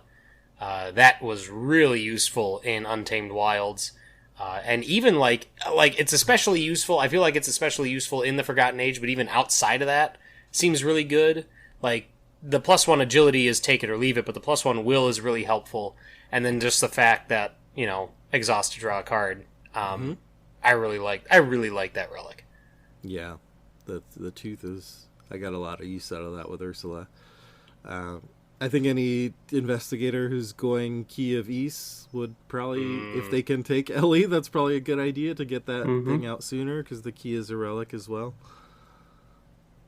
Go ahead. I was just gonna say I actually used her in my gym deck to pull out the what's it called, Chthonian Stone. Oh, nice. Yeah. Have you guys used Decorated Skull? What's your take on that? I used it in, what's his name? Not Jim. The guy, old guardian, crotchety. Leo? Leo, there we go. Yeah, I'm running it in Leo as well, and I find that in Leo, it's really easy to get the tokens on it, but I don't, I've gotten a game where I have 6 tokens on it, and I just never use one. But occasionally, it's nice to get, if ever I'm I really could just draw a card, it's I'll just get a resource too. I think because Forgotten Age, your time is so tight, you don't have time to just draw a card and take a resource. I found Decorated Skulls, and other times I've used it in other campaigns like Dunwich, where you sometimes have time, and it's like you said, right? oh, I could draw a card or gain a resource. Why not? Why not do both? So Yeah. Mm-hmm. It's a nice to have. It's not a need to have, but Right. And that's, it's a level 0, and it's still in... I have one copy of it in my Leo deck after Threads of Fate, but I think that's going to be the next card I kick out when I upgrade. But the first 3 scenarios, it's been useful a couple times, so... Mm-hmm. Yeah. I'm trying to think of other cards that I have used. I don't think I've used any of the... What about the backpack? Survivor card. Oh, backpack. Oh, backpack. I wanted it to be so much better. I still love it. I think I love the design, but the top 6 just isn't deep enough. It's like, to me, backpack feels like you run... That's almost like a build-around card, but it's not. You know what I mean? Like, it's weird. Kind of. I think you don't just put it in anybody. No, but I don't think you... I think it belongs in, like, Guardians, usually. I think because they have so many weapons and stuff like that. Well, again, I used it in gym because I had all these... all these, like, items I wanted to pull out, right? And have available to lock down or whatnot. And one time I actually backpacked a backpack so I could backpack while I backpack. Bag of holding. Yeah, but I found with backpack, initially I was like, wow, 3 items, but I think I had to reduce it to the fact of, okay, you know what? 2 is a good number. Like, 1 is below par, 2 is okay. And because it can hit supply as well, stuff like extra ammo, emergency quiche, like, there's a few other supply cards in there, I found I was generally hitting 2. Go ahead. The backpack definitely has a quiche holder in it. That was my contribution. Has a separate compartment for quiches. I had one in my solo Leo deck, and every time I played it, all I pulled was emergency quiche, which is fine. It's nice to have one of those, sitting there waiting for me. But at the same time, I was like, I was really hoping to get, like, one of my Derringers, so then when my other Derringer is done, I can just pop out the new one, but that never happened. So I'm probably going to kick out Backpack next time I upgrade as well. I think I agree with you that it seems like it fits better in Guardians, but this specific build with Leo is more ally intense than item. So in, like, a Roland or a Mark, I think Backpack would be really good. Mm-hmm. Yeah, I should say the weapon toting Guardians, because Leo is he's a different type of Guardian, very similar like to Carolyn. She's going to be a very different Guardian as well, but I guess the stereotypical Guardians we've had were like in a Mach could use a backpack. And I just looked up first aid real quick because for some reason I was thinking it was supply, but it is not. It is talent. So I was thinking, if you could pull first aid with Carolyn, that'd be really useful, but you can't. So it uses supplies, though, right? Right. That's what I was thinking of. Yeah. I think one of the cards that I haven't that I've put in my decks, but I just haven't drawn it or drew it in the right situations that I want to explore more is Reliable, which is the 1 XP Guardian that basically costs 1 and attaches to an item, and you get +1 to each of your skills when you use it for something. I still think that's really good value because, I mean, if you think, like, say you put it on a machete, that's 1 for +1 to combat for the rest of the game. Like, I mean, Keen Eye is 2 resources for +1 combat for the rest of your turn. This is essentially for the rest of the game, and it's only 1 XP, so... Yeah, and it's fast.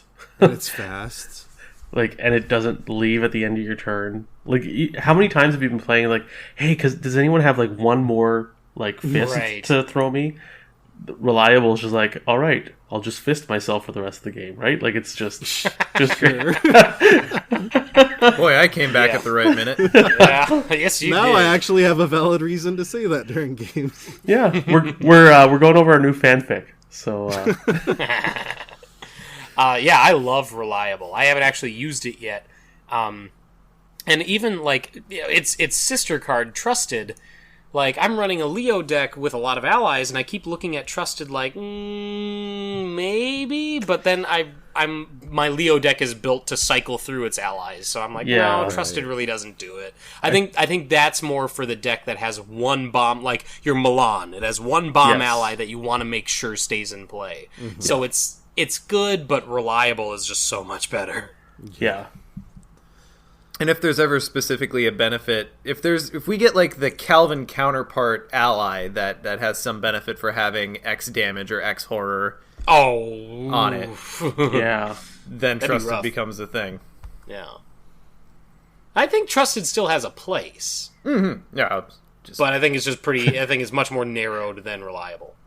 I think it still has a place, just not in my decks. No, totally. It's not on theme. I would totally run Trusted in Roland with Milan or in Jenny with Leo, Mm-hmm. So. Yeah, no, totally. It has its place, but reliable is... so much better. There's a reason it costs XP. Exactly, yes, yes. Yep. So let's move into the scenario itself. Mm-hmm. So I think probably the most notable thing to talk about up front is the supply mechanic. So you're given an allocation to get some gear. How do you guys decide what you're going to take? Well, the first time around, you take all the wrong stuff, and then you eat it. First time around, I was so caught. Like, Laura and I were playing, and I can't remember what she picked, but she didn't buy medicine. Or whatever it is. And I kept looking at everything, and I bought an extra medicine because of that.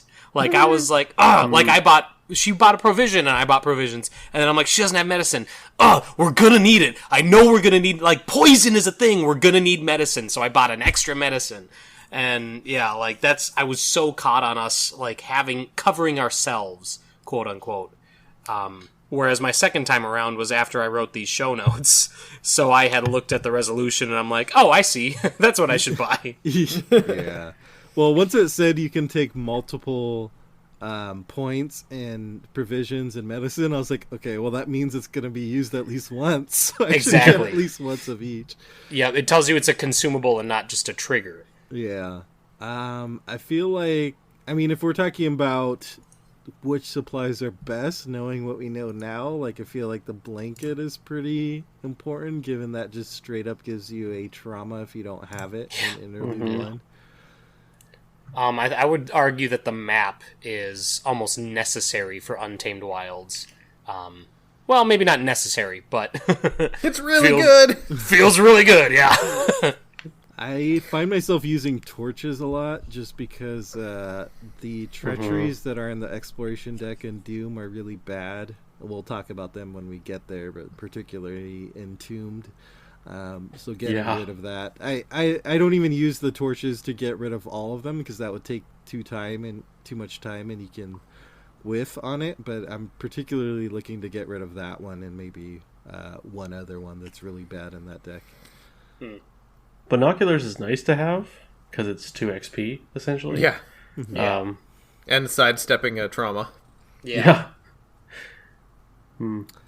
Yeah, I feel like it's almost a thing of you take the ones that are avoiding the trauma and the ones that are really reusing helping, and there's a lot of ones that are location dependent, like the canteen and the compass. That's nice, and I'm sure they come up again, but so far I don't find myself taking them that much now. I took them when I first was going blind because I didn't know, but right. I think the canteen was the only one that I've yet to take. You're not even guaranteed to pull the locations that those use or that trigger those. So yeah, I definitely I'm like, no, I don't need the canteen or the compass this time. We're fine. When we get to Doom, I am always glad I have rope. I did not take rope and I did not take torches, and Doom I was really lucky in how I pulled encounter cards because that Doom was so easy for me. I feel like just from reading the previews, like when I was first playing this, I sat down and I was like, I know that poison is a mechanic in here. Yeah. I am going to take medicine. In fact, I'm going to take 2 things of medicine because I think poison means bad things. So like it just totally metagamed it as far as I know there's bad stuff. Let's get rid of the bad stuff. Still got trauma. Still got wrecked. Didn't save you from that. Having played solo and two-handed, I almost feel like you're a little bit better off one player because you get 10 points. You have to take the necessaries, and then you can kind of diversify. But then in two-handed, you get 7, and probably at least 3 of those are spoken for between medicine and provisions. Yeah. And so it and then the maps or torches are 3, so it's hard finding room for blanket and binoculars and everything you need to avoid trauma. So, how did the exploration mechanic play for you guys? Are you digging it so far? Yeah, map makes it really nice. Yeah, Duke doesn't like it. I almost wonder, and I'm sure this applies more to solo than multiplayer, but I almost wonder if it's more efficient just to muscle your way through the treacheries and not worry about wasting actions with the map. Because I find the exploration deck gets shuffled enough anyway that putting something on the bottom, it usually just gets shuffled in too.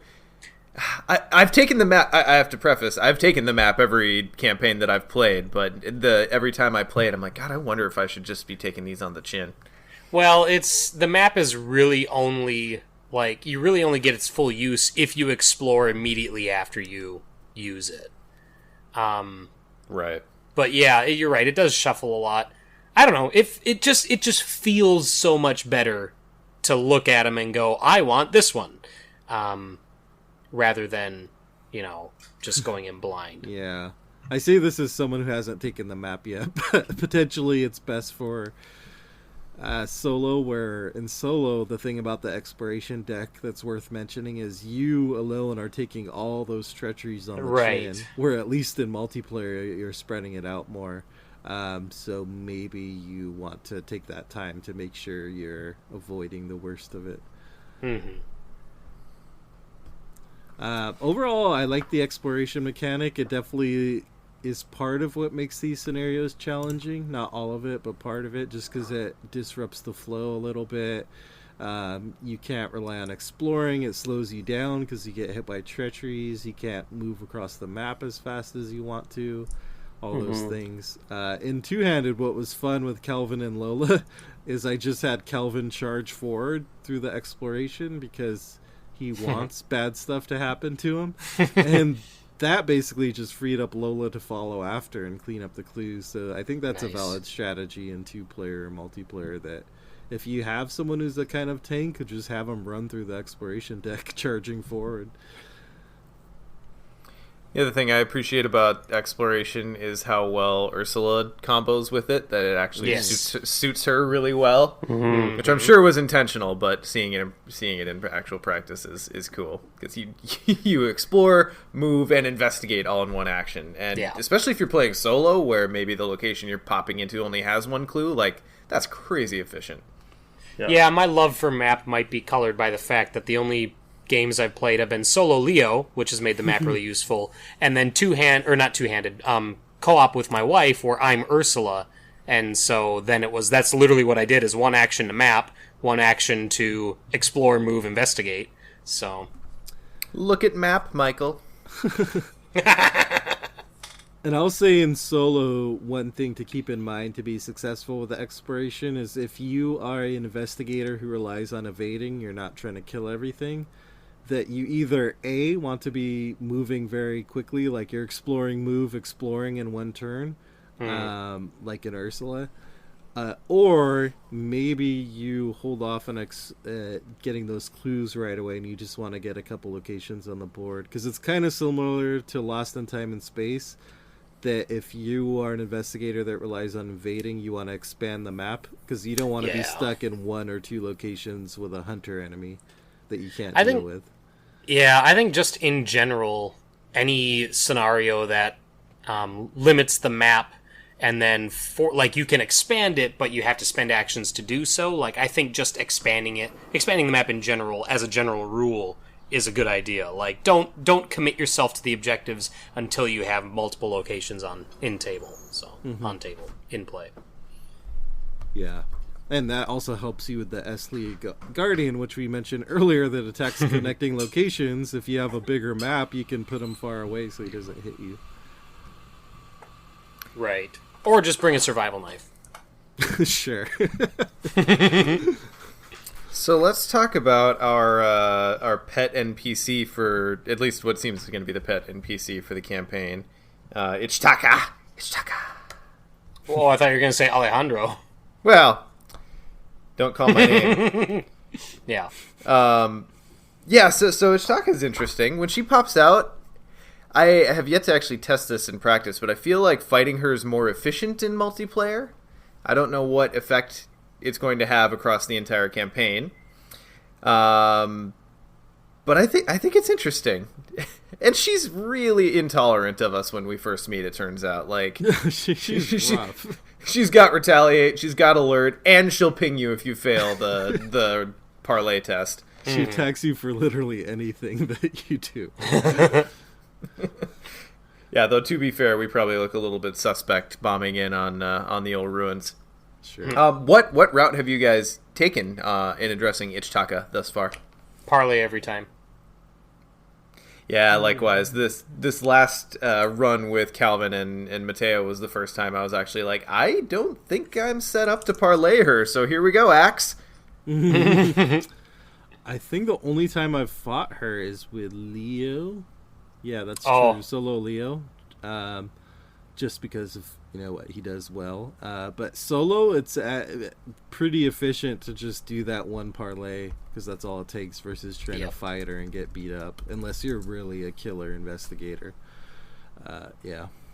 And Lola was my only investigator so far to take fine clothes because I needed a replacement for keepsake and leather coat since Calvin was hoarding those. So the parlay was easy for her. Nice. Yeah, Solo Leo. Fine clothes just seems like a signature card for Lola, I have to say. Yes. She's always well dressed. Yeah, even in the jungle. That's No, my Solo secret Leo, captain. I parlayed her, like, didn't even think twice about it. Committed cards, boom. I was like, nope, I don't want to have to... Like, simply because, like, I don't know. I saw it as the fact that there was so much in the scenario built around if you parlayed her versus if you defeated her, like how much that could potentially change, that I was like, no, that's something I really want to do. And it ended up paying off because then you ignore arrows in the trees and the Etzli Guardians ignore you. Yeah, like that's huge. So I think that parlay is always going to be my goal with Ichitaka. It kind of makes me nervous. Like, why are they giving us so much good stuff for like parlay? But we'll see. And also, I think that it just bears saying that the trope is always that the Guardians end up being right in the end. Like, exactly. whenever they're trying to stop us from doing stupid shit, the Guardians always end up being right. Yeah. So Yeah. True. So then, what else is there to touch on in this one? Resolving it? What about Alejandro? Do we want to talk about Alejandro? Alejandro. I have not used him. Like, I've never even gotten him the way my scenarios are played out. I've got him once or twice, but yeah. I mean, he seems interesting. I like that his bonus is to a skill value and not just purely intellect. So, Right. I as a Mystic player, I can appreciate that. But yeah, I just think Ichitaka. I have been tempted by the story implications of making nice with Ichitaka more than the mechanical implications of getting Alejandro. Agreed. I feel right by this point, Ursula and Alejandro are not on the best of terms. Like all the choices you can make that like piss off Alejandro, she's taken. So Yeah. he's not. That's kind of where I am, too. To be fair, Alejandro is just kind of a douche canoe. Yeah, he's like, I'm Right. going home because you want to talk to this person instead of murdering them. Right. Like, Yeah, he takes his ball and goes home. It's kind of a moment. Yeah. Scott, do you Yes. fight or parlay Ichitaka? I usually try to parlay, Yep. but That's on brand. it depends. Sometimes that doesn't go well. It's pretty easy for it not to go well. And she hits hard, turns out. Yeah. It's no joke. All right. Especially I do people wanna with give high. a quick shout out Oh. to one location in this scenario, which I think is super flavorful, which is the rope bridge. which is if you fail at exploring, I believe you or is it a test when you enter? I can't remember. But anyway, you fall down to the river canyon. It's when you attempt to explore. Okay, yeah, that's it. Then you fall down and take damage into the river canyon. So fun story. I was playing my Mateo Team Tailswing run through Wilds, and I was having just a bear of a time getting actual locations out because I was stuck on the exploration camp, and whenever I'd actually find a location in the deck, it wasn't connected to the expedition camp, so it would fail. So I finally got Rope Bridge out, was still having issues. I'm just like, you know what? Screw it. I'm just gonna take a dive off this bridge just to get the canyon out. So I did. So Mateo just took a swan dive into the river. That is what Calvin did, because it was early in the scenario and I really wanted damage on him. So Lola's like, hold on, Calvin, and Calvin just completely just ignores the bridge and just dives off into the I have I like more the to live idea for. that these characters stand on the bridge and they look down and they're like, oh, we haven't been there yet, and then just leap over the side. Like, there's a new place. And their like companions are like, what are you doing? Oh, I forgot I can't fly. Okay, so then resolving this bad boy, I think ultimately what it boils down to is, do you piss off Alejandro or do you not, right? You go with it. You're choosing between Ichitaka and Alejandro. So I ended up going Ichitaka for all my campaigns except for this most recent one. Yeah, I suppose it's so tough to talk about these kinds of choices early in the campaign because we just don't know the breadth of things it's going to affect. Well, I operated under the assumption that, like you said, Sean, the guardians of this ruin that you're exploring probably know more about it than you, so would I rather have Iktaka, who knows about what we're dealing with, or would I rather have Alejandro, who's just curious about what we're dealing with? Yeah. And I will always take Iktaka over that. One of these times I'll take Alejandro. I just haven't yet. Plus, he's a little fishy, right? Like, he's the one who wanted this to start, this expedition. And then as soon as someone pops out, like, trying to warn, he's, like, basically wanting us to avoid her. Fake news. Anything to do with her. Like the one who's immediately casting aspersions and saying this other person can't be trusted, probably can't be trusted, right? Right. Yeah. That's what's called projection, ladies and gentlemen. He who smelt it dealt it. Exactly. There's a supplies joke in there somewhere, but I can't find it. So let's move on to Doom. Oh, no, wait, we have an interlude. Let's talk about the interlude quickly, because that's important. That's where it'll start to punish you for not bringing all your stuff. I don't know about you guys, but my first time through the interlude was a fucking roller coaster. I was just like, okay, this is real. Like, Untamed Wilds was already hard, and then this hit with all the trauma, and I was like, okay, Box is not playing around. No, it's not. So I think we already discussed a few of these when we talked about supplies, but you've got whether or not you get your restful sleep or your trauma. You've got low on rations, which is going to affect your starting resources. You've got the lookout, who is either going to get some extra XP or a mental trauma. And then, has anyone made it out of Wilds not being poisoned? I have like one investigator out of like 3 or 4 campaigns that made it out not poisoned. Are you counting if I used the medicine to heal them? Or you're saying like come into the interlude not poisoned? Right, yeah.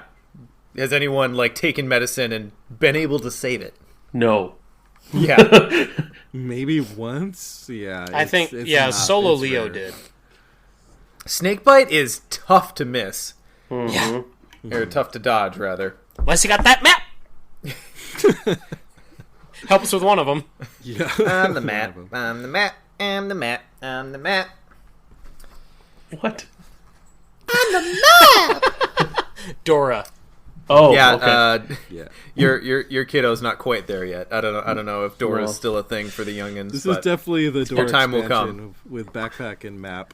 You get backpack, Yeah. yeah. backpack. He's into Paw Patrol, so Ooh. yeah. Wait for the dog expansion then. Yeah. Oh my God. We already have Guard Dog. already have guard dog. I've been waiting for the canine cycle since the core set. I will play the shit out of that. Okay, so then moving into Doom. Oof. Yeah. So I actually really liked this scenario. It is very hard. It's literally, well, it's not literally. It's literally, figuratively, a gauntlet to run. Yeah, it's tough. So, anything special on setup or kind of the opening swings on this one that anyone wants to mention? Exploration still a thing. Still Yeah. a thing. There's nothing really that's strikingly different about setup with this one. Yeah, I'll just mention, because I mentioned it earlier, but I find Entombed one of the worst treacheries in the whole box, and that's in the exploration deck, so that's something I try to avoid or be prepared for, which basically stops you from moving, which you kind of need to move in this game and scenario, and you have to pass, I think it's an agility 4 or combat 4, like that's a pretty high test, so yeah, that one can slow you up some. Yeah. It's like the new locked door, except it's locked investigator.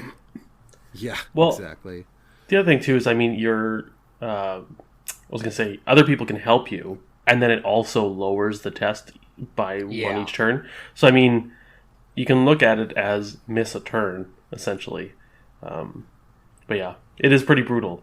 Yeah, But I like the way you can dig yourself out. Like there is a way to get out eventually. I think potentially this got clouded by my solo Ursula experience, which she kept getting hit on this, and she can pass the test to get out.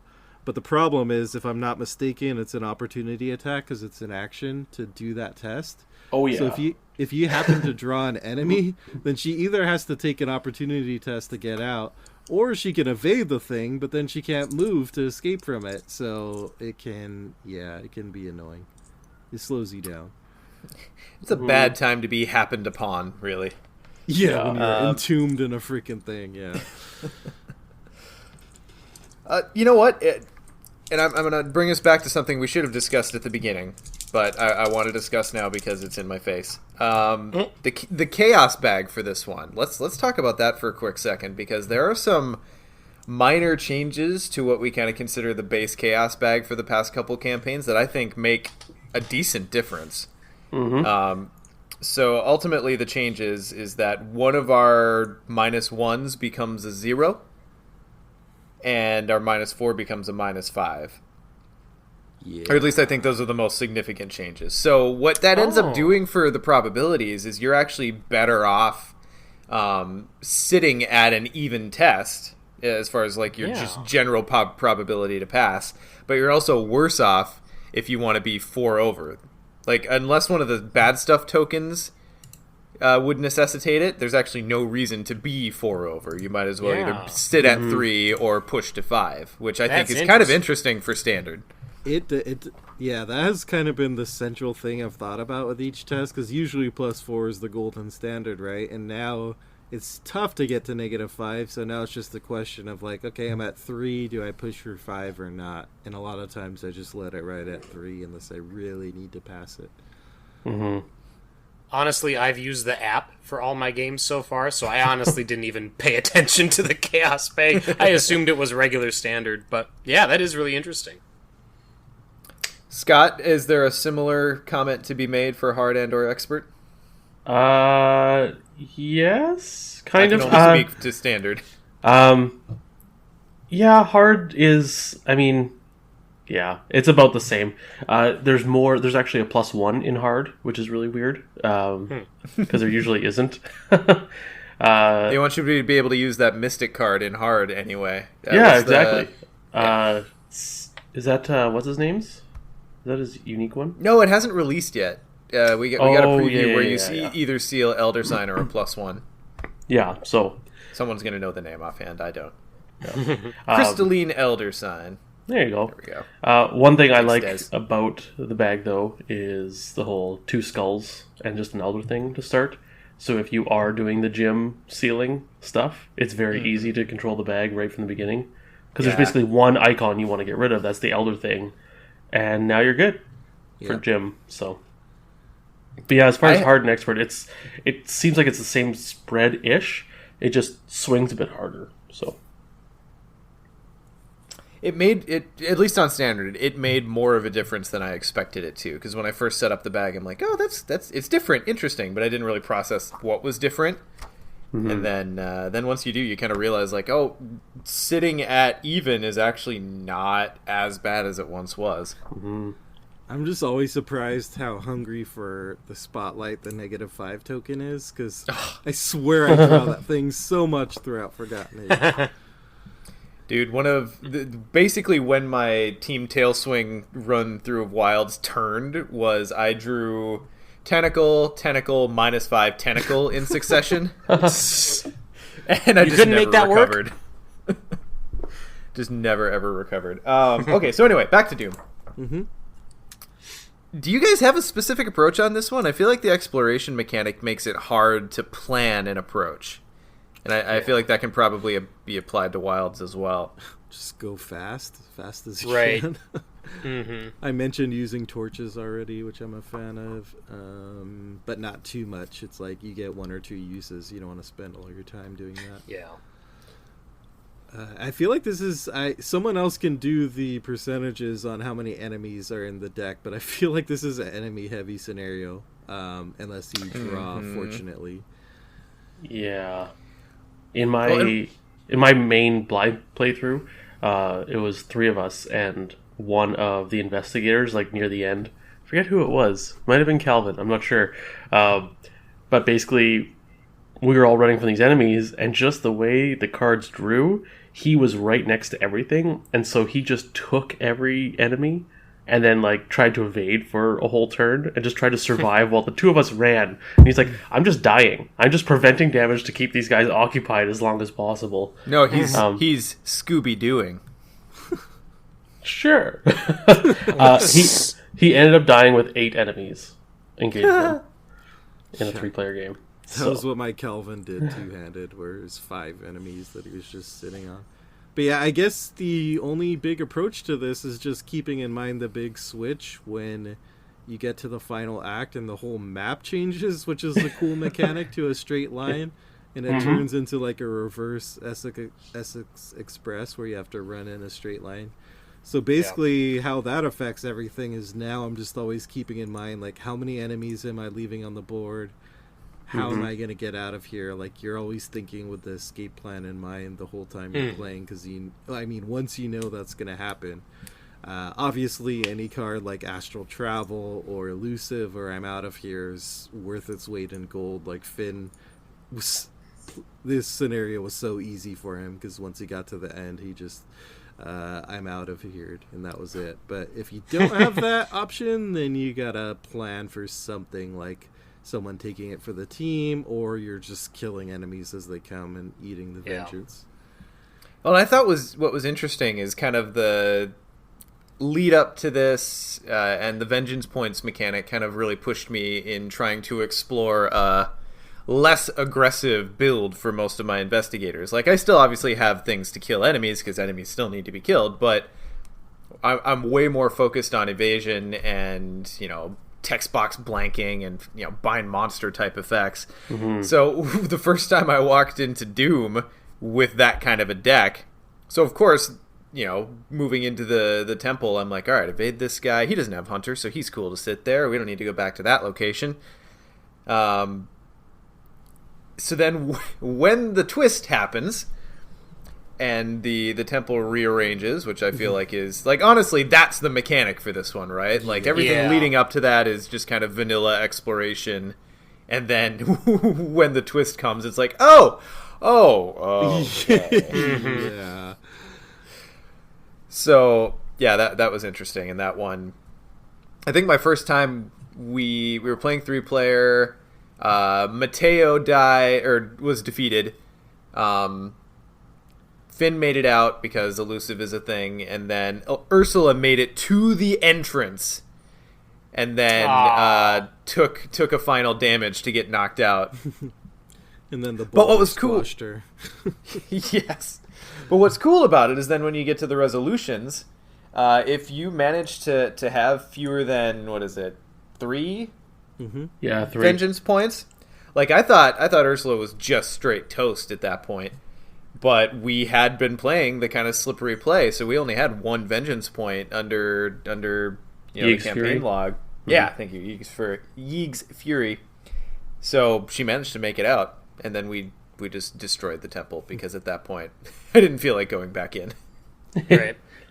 Yeah, I think this scenario has gotten a reputation already as being one of the hardest, and I think it's pretty much down to this escape segment, because the rest of it can be challenging for sure, but without that map switch, I don't think it would be as difficult. It's that kind of straight line you have to get back through all these enemies. After, as Sean mentioned, it's lured you into not killing them. That makes it Yeah, difficult. that definitely felt like a little rope-a-dope action. How about that Harbinger, eh? Yeah. Want to talk about the Harbinger? Not The first really. time I saw his stats, I'm like, oh god, there's not enough shriveling charges in the world. Gotta play Guardian, man. Yeah. The nice thing is he goes away if you keep evading him, but it's still playing into taking up time, and the way things play out, oftentimes he's going to run into your location and damage you for a bunch. Is it possible to ice him in the first scenario? I suppose for solo he's only got 10 hit points, and a couple of well-aimed shotgun blasts could do it. Sure. He has what, 10? Is he 10 health? 10 per, yeah. 10 per, yep. Yeah. And then each time you attack him, he gets a clue, and he goes away after what, 1 per investigator or 2 per investigator? Because I did him in 1 turn as Leo, and it was primarily through reactive damage. I don't want to say 1 turn, but I did it before he bamfed away from me. Before he skedaddled. Because direct damage wouldn't trigger that, right? Because it's Exactly, yeah. So between guard dogs and survival knife, MVP, and I had 1 mano a mano, and what else did I? And then I think it was just attack with double vicious blows on with a Derringer. With the Derringer. I'm looking at Derringer and 45 in Leo, and I'm like, I'm gonna take the Derringer. Like, I like it better for Leo. Like, I don't know why. I don't know what exactly. I think it's the plus. The plus Maybe 2? I was looking at the +2. Yeah. I was looking at the regular one has +2, doesn't it? The level 0. Yeah. Anyway, I just like that extra boost in combat. And it's cheaper, and I had 1 copy of Venturer, so I was able to keep it in play in case I never drew my second one or never had the opportunity to play my second one. So anyway, yeah, I was able to get 10 damage on the Harbinger before he slew it off, so that was nice. Well, that's your flipping Yeeg the Bird campaign, right? Oh yeah, like, this is my Vengeance Eater campaign. Like, keep feeding me vengeance. I want it. So you guys are talking about leaving enemies in your wake? Like, that wasn't even an option for Leo. Yeah. Like, my solo, that's part of the reason why this scenario felt easy for solo Leo, is because I was a steamrolling through enemies. And so then I just had a straight shot. I pulled 1 treachery that I tested well, and then I was out. Yeah, that's interesting that Leo kind of specifically, especially, as you do, you play the new investigators in the new box, but Leo specifically is like, nope, don't care, don't have agility. I mean, I've got some rogue tricks, but most of them require agility anyway, so probably not going to play him. But yeah, let's just kill things. Yeah, because I feel like the big majority of my playthroughs have been more evadey, at least on this particular scenario, but yeah, Leo just killed his way in and out, so, which it does make that escape a lot easier. We'll see how much the vengeance makes you pay for it later. I'm fully expecting to faceplant in like scenario 6 or 7 and be out of the campaign. But so far it hasn't been too bad. Yeah. I think what makes the Harbinger hard isn't necessarily even just himself, but it's usually that by that point in the scenario that there's, like, you know, however many other enemies on the board. He just clogs it up even more. Yeah, exactly. So, one thing that I really liked about this, story-wise, is if you faceplant but make it out of the temple, you've got the option to go back, which the first time I read that I was like, oh god, do I? Like, because you kind of have that initial reaction the first time you play it. At least I did, because I failed so horribly that it was just like, oh god, I can't even think about doing that again, especially now that I've got some trauma going on. Didn't get any XP from the first time through, so I ended up just exploding the place. Have any of you guys actually gone back in after a failed attempt? Nope. No. I did once, and I regretted it. I had that I just want to hear the story of someone who actually had a different result the second time they went through. Right? Yeah. I want to hear the story of someone who started with like 3 Doom on the entryway. Like they just couldn't get it. So they keep going back. Ursula was my blind play, and I had such trouble with that campaign and blind play. I was like, I am not going back in. Give me the 10 vengeance. Yep. Blow that place up. But I think it's cool that option exists. That's the first time we've ever had that option. And I mentioned this on one of our podcasts when Forgotten Age comes out, that there was a mechanical reason why I thought that this box was intentionally hard. And that was what I was talking about. That the fact that they give you an option to go back in tells you that this was intentionally supposed to be a hard box in scenarios, along with all the story reasons why I think that's the case too. Right. Agree. Although I suppose that'll be meted out as we get through the rest of the campaign. What do you guys think I suppose we kind of have figured it out a little bit, but what do you guys think the relic does? Or its purpose? Something with time. It's going to combine with the... where is it? I have to look up the supplies list. What's the amulet thing? The amulet? The pendant? The pendant. No! Now I gotta go back and buy that thing!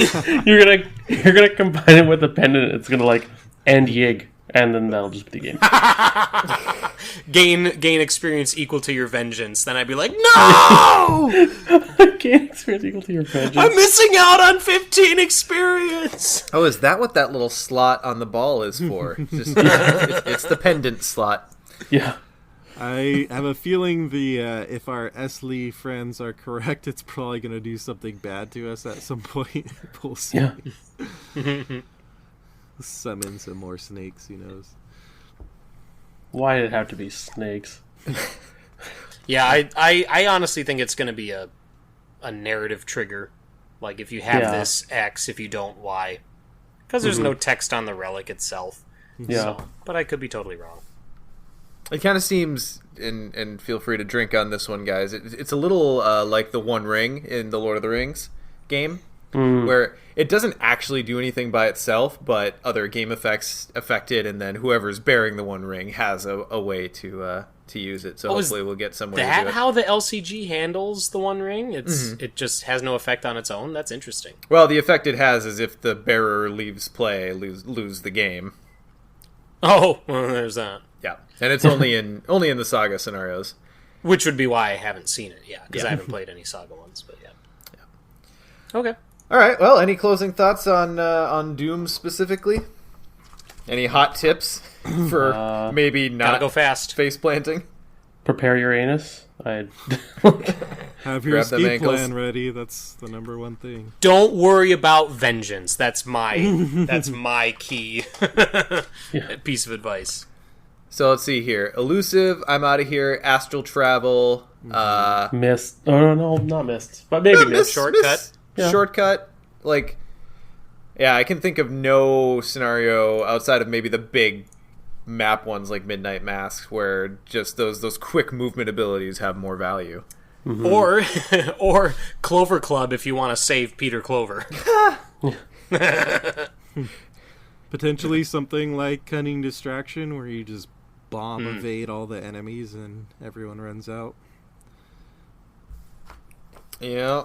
All right. Well, I'll be interested to see where it goes. I have only gotten one. Yeah, I've only gotten one campaign through Threads. I need to play some catch up after I finish exploring Return to the Night of the Zealot. So God, I can't wait till we talk about Threads. Such a good scenario. Threads has a lot going on. So good. Anyways. Yeah. All right, so guys, closing thoughts on the Forgotten Age box as a whole. Oh wait, What about the interlude? Hold on, we should talk about some. The last interlude. Resolutions from Doom 2, because we forgot to mention if you are defeated and you have 4 or more vengeance, you die on the second scenario. Oh yeah. Yeah. Get wrecked, scrub. Like. Yeah, that's a thing. Well, and I think that feeds into that narrative idea that, you know, especially if you're playing multiplayer, like someone could get left behind, and Yeah. you know, when you have a loss like that, it actually means something to the players as opposed to just being written out in game text. Right. Yeah, I just wanted to mention that. I think we touched on all the other resolutions. I So like now it. so that means the next campaign, like the next big box campaign, is going to have scenario 1 resolution. You're killed. 'Cause then we've gone all the way. And then it'll be before you even start the campaign. It'll be set up. Yes, it'll become the Traveler RPG where you can kill your character and Kill the investigator you were going to play. Now pick a new one. God damn it. Okay, so then the final interlude. First of all, I also want to just say that I appreciate the journal style of the writing in this one. It's really cool. So it's just gives it its own flavor as compared to Carcosa or Dunwich, which is a little bit more kind of third person omniscient narrative. At the end, you're kind of still choosing between Alejandro and Ichtaka, essentially. Which there's one right answer. It belongs in a museum. No. Why? Did you guys go to the museum? I told Harlan to keep it safe. Keep it secret, keep it safe, man. Yeah. If we learned anything from Lord of the Rings. The fewer eyes on this thing, the better, in my opinion. I pretty much just have the solo Leo, which is my siding with Alejandro campaign, just to see what weird. it does. But everyone else is like the middle finger to Alejandro. So I love that. I love that you and I are both running solo Leo, but we're going in opposite directions. Like you're Alejandro Leo, and I'm Ichtaka Leo. So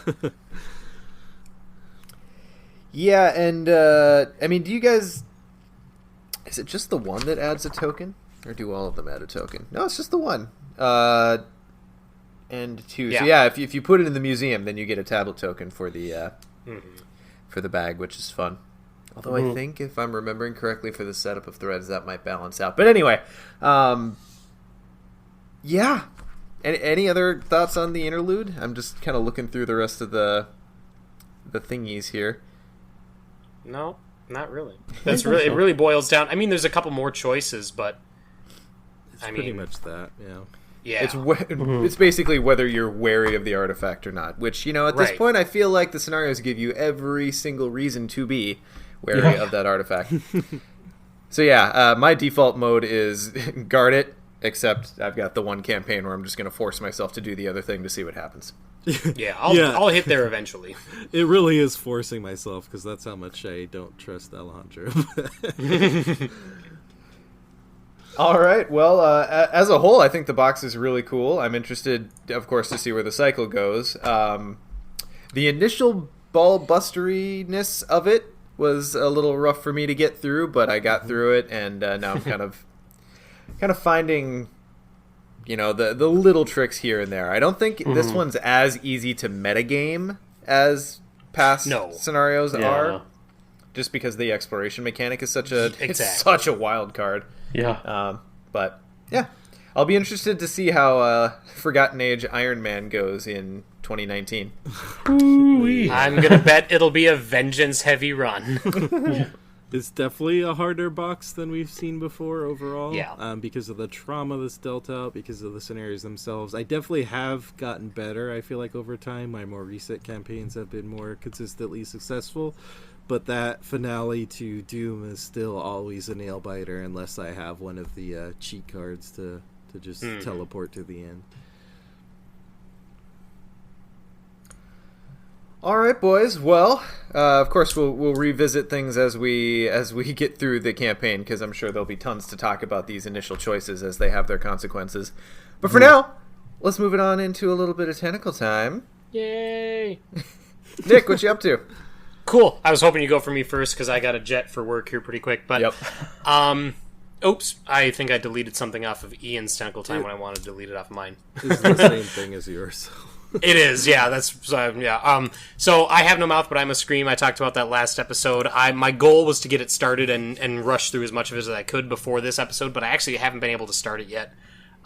That's a fun little point and click, psychological, post-apocalyptic horror game that came out in 1995, but is now available on iOS and Android. It is very dark. It is very trippy. Oh, yeah. But it's very, very good. Like, really good. And it's also very hard, if you consider, like, it's very narrative, but there's 5 different characters, and they all have a quote-unquote, like, perfect ending, which you will notice when you'll get that if your character has a white background behind their portrait as you're playing. And I'm guessing, Ian, that you haven't gotten that yet, because they're very specific in what you have to do. I got them for one of. I've completed 2 of 5 so far, and I got it for one of them, but not the other. Sure. Okay. So, but there's like 4 different endings based off of how many of those that you get. But it is a hard game, and it's so interesting though. I highly recommend that anybody who is into horror like that, like very narrative, psychological, and again very dark horror. It's very dark. Go ahead. If it deals with certain issues unflinchingly, so if you yes. have certain things that you are wanting to avoid, then maybe this isn't the game for you. But right, yeah. I do. I downloaded it and I have every intent on playing it, but shit needs to stop releasing for the LCGs first.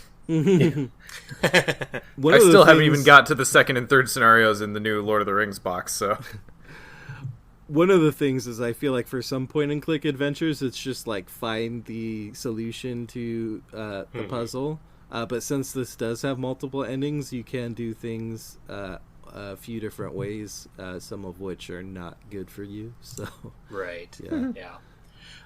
So there's that I'm looking forward to getting into and discussing in depth with Ian and Sean and hopefully Scott. I don't know, Scott, did you pick it up? I did. I'm like 3/4 through one of them. Although I don't know if I messed up because I didn't go left to right in the character selection. I just went right to the right, and now I'm not fully understanding what's going on. But no, they're all self-contained. Okay. Stories that then add to the larger narrative when you're done.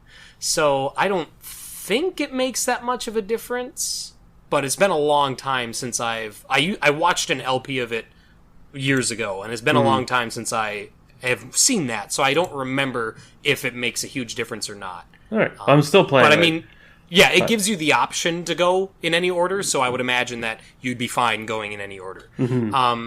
But the other thing that I want to talk about really briefly, I am in the throes of working on a Lord of the Rings online role-playing game with, like I mentioned in the last episode, 9 player characters, of which Sean and Scott are both playing. Also, Matt is joining us as well for that. I'm really looking forward to that. And I've been watching a lot of videos to prep for that. And one of the videos I watched is from Matt Colville, who anybody who is familiar with D&D or anything like that would know that name. He does a lot of YouTube D&D related videos. I'm going to link the one that I'm talking about. But one of his videos in his Running the Game series is West Marches, like why he wants to run a West Marches game. And I watched that video, and it sold me 110%. Now I am putting the plans in place to run a West Marches game of my own. West Marches, for anyone who is unfamiliar with it, I just linked the video in our Discord. It'll be in the show notes. But it's a style of play that it harkens back to the traditional D&D. So there's very little going on narratively.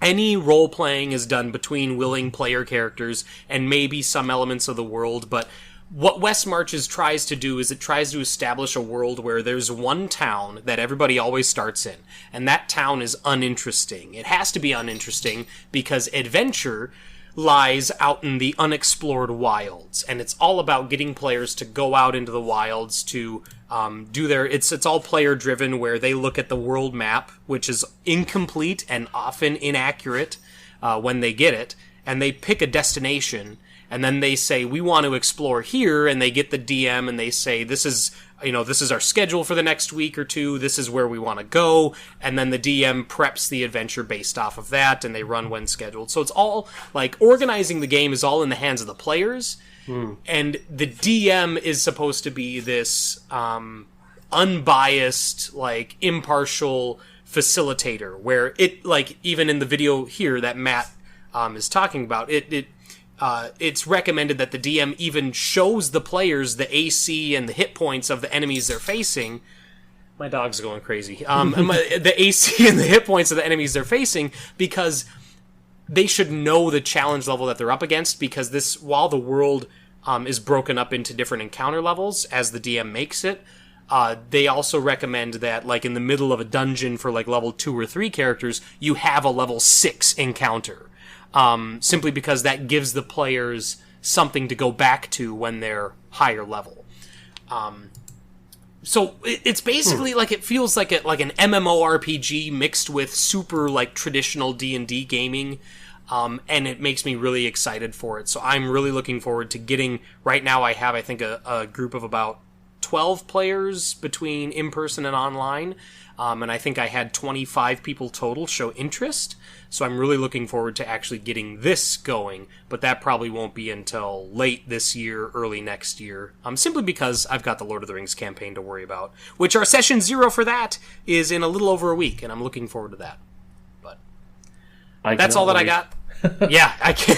Scott, you are going to make things really interesting. I'm really looking forward to that. My character is the worst / best character of all time. But like I've said, nothing is final until after our session 0, so some things might change. But for some reason, Sure. Scott, I have a feeling that you're gonna stick to your guns. Yeah. All right. Before you leave, really quick, Yes. because my tentacle time is slightly yours as well. Okay. Hearthstone just released an expansion announcement. What do you think, Nick? Scott just didn't want the crickets of me and Ian when he talked about it. Exactly. Yeah, pretty much. I haven't seen much of it. I saw the basic idea is kind of like Goblins versus Gnomes again, but it's another mech-based expansion. Mm-hmm. I haven't seen I know you can upgrade your mechs or something like that, or you can modify them. Some mechs have magnetic, and so you can actually use them as attachments that go onto other mechs. That's right. And it adds their hit points and attack, and then also their death rattle, battle cry, whatever. So I think this is more interesting than Witchwood was when that was announced. Mm-hmm. To me, Witchwood, which was the most recent expansion, was just super boring. Holy moly, is it ever? The keywords that came out were keywords they're effects that already existed but now turned into keywords. And not only that, but the cards that were released that used those keywords were balanced, but that also meant that, considering the current meta, they were almost unplayable. Yeah, I've been super bored. It's great that they balanced them. I love that. But considering how the meta existed when this expansion came out, they really needed to make some of those almost overpowered, which sucks that the meta's in that place. Mm-hmm. But, when you've got Q-Block as the lead deck for the last 4 months or whatever, you need to make some big changes. Yeah. So I'll probably, I uninstalled Hearthstone from my phone, and I haven't been on it on the computer in months. Mm-hmm. But I will probably end up getting back in for, what is it, Boomsday? What's it called? The Boomsday Project. Yes, as in Dr. Boom. So apparently Dr. Boom is the warrior hero. There's going to be a new hero card. Interesting. Yeah, which is interesting because they did the shaman and the warrior ones, which they're considered bad heroes when they did all the hero cards. The other thing is there's these cards that are normal cards, but when you have 10 mana crystals, so you're maxed out, they have a different effect. Like there's one that's a 2/6 with taunt that costs 4, but if you have 10 mana it costs, it gets plus 10 attack. Or if you have 10 mana crystals, but it still costs 4. It's like if you just possess 10 crystals. And the other thing is project cards. So there's like a rogue card that just says draw the rest of your deck. And there is a druid card that says both players get 2 mana crystals. So like you ramp everyone instantly. So interesting. It like the little bit I've seen so far for it is more interesting than Witchwood, in my opinion. But I do need to devote more time to following it before I make the final decision if I'm gonna like pre-order this expansion or not. Because I pre-ordered Witchwood and I regret pre-ordering Witchwood, which sucks. Yeah. All right. But that's it. That's it for me. I'm gonna head off. I had to text him and say I'm gonna be a little late for work, but that's fine. Luckily, my schedule is pretty fluid. Thanks, guys. Thanks for listening, all of our live listeners. See you guys later. See you. Bye, Nick. Ian. Yes. Did you have something to add, Scott? Oh, I was just gonna say I also beat Ganon in Zelda. So. Oh, damn. Nice. Yeah. God damn it. I really wish shit would stop breaking around the house so I could get a Switch. I've been lusting after one since like Christmas time. Oh, I just bit the bullet. We just bought a new car to us yesterday because my old one just like died. And yeah, I was like a month ago. I was like, I've wanted a Switch since it came out. So yeah. There's some good things going on there. I still want to get a PS4 for some of those sweet exclusives. Yes, you do. Yeah, I'm holding off Yes, on you that until at least after Gen Con. So, yeah, that will happen. My typical time is pretty short. Just there was a new game that came out for iOS and Android plans are in the works called Cthulhu Chronicles, which is an interactive fiction game. So if you're familiar with kind of like the game book type games where like your classic choose your own adventure, but it's kind of an RPG where you have a character and stats and have to roll dice. So that's basically what this is. It's up for obviously in the Cthulhu world, and it's based off of the Chaosium's Call of Cthulhu system. So Chaosium has been pushing it as kind of their digital counterpart to their role-playing game. So far there's 5 stories. I've played the first 2. They're not too long, so you can kind of play them in a sitting, and they're pretty fun. There's like 5 different investigators you can pick. One of them's kind of like a Jenny equivalent, so I've been choosing her a couple times. Like the role-playing game, at least from what I've heard, it can be punishing. You can die often. But it's fun. I recommend it. Like I said, it doesn't take a lot of time. I think they're coming out with the Android version soon. Okay, I was about to say, what platform is that on? Yeah, it's iOS right now. It will be Android from what they said. They just haven't given a date. But yeah, that's Cthulhu Chronicles. Makes me really want to try the RPG. That's one of the RPGs that's on my list to try one day. Oh, I'll have to pay attention for that hitting Android. Asking about the trial tickets. So it's a free to play, but you get basically 3 plays per day, unless you want to just buy the story, and then you can play it as much as you want. Okay. But for me, 3 plays a day is probably the most I will play it anyway. So, yeah. That's I so deeply hate the onset of the freemium model. And how many things, even outside of games, it's affecting. So I always appreciate when a game company just goes, we will take your money for an honest game in addition to the other thing we're doing. Because I would so much rather just pay money, have the game, and that's the end of it, even if it costs more.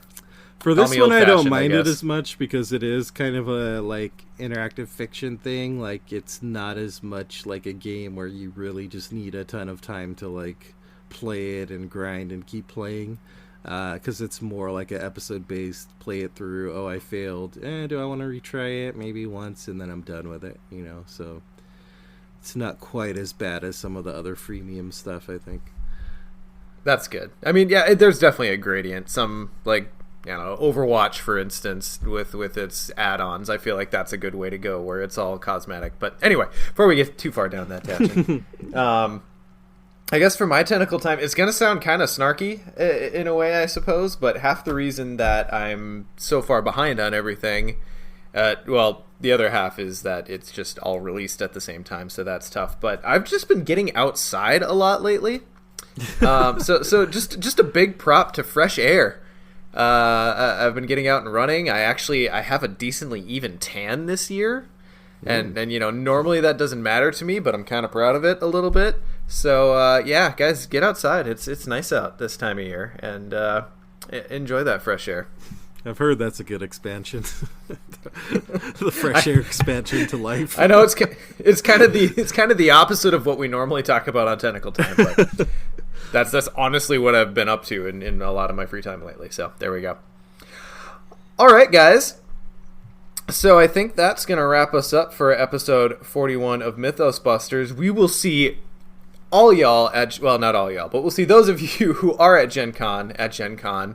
And also, let's probably start the discussion about Arkham Knights, because that's something that we can really kind of plan a little bit more around this year. It sounds like we've got a lot of people planning to come, since FFG bothered to actually give us a release date, or a date to save ahead of time. Yeah. So yeah, I'll be looking forward to that. So thanks for joining us on episode 41 of Mythos Busters. We'll see y'all after Gen Con.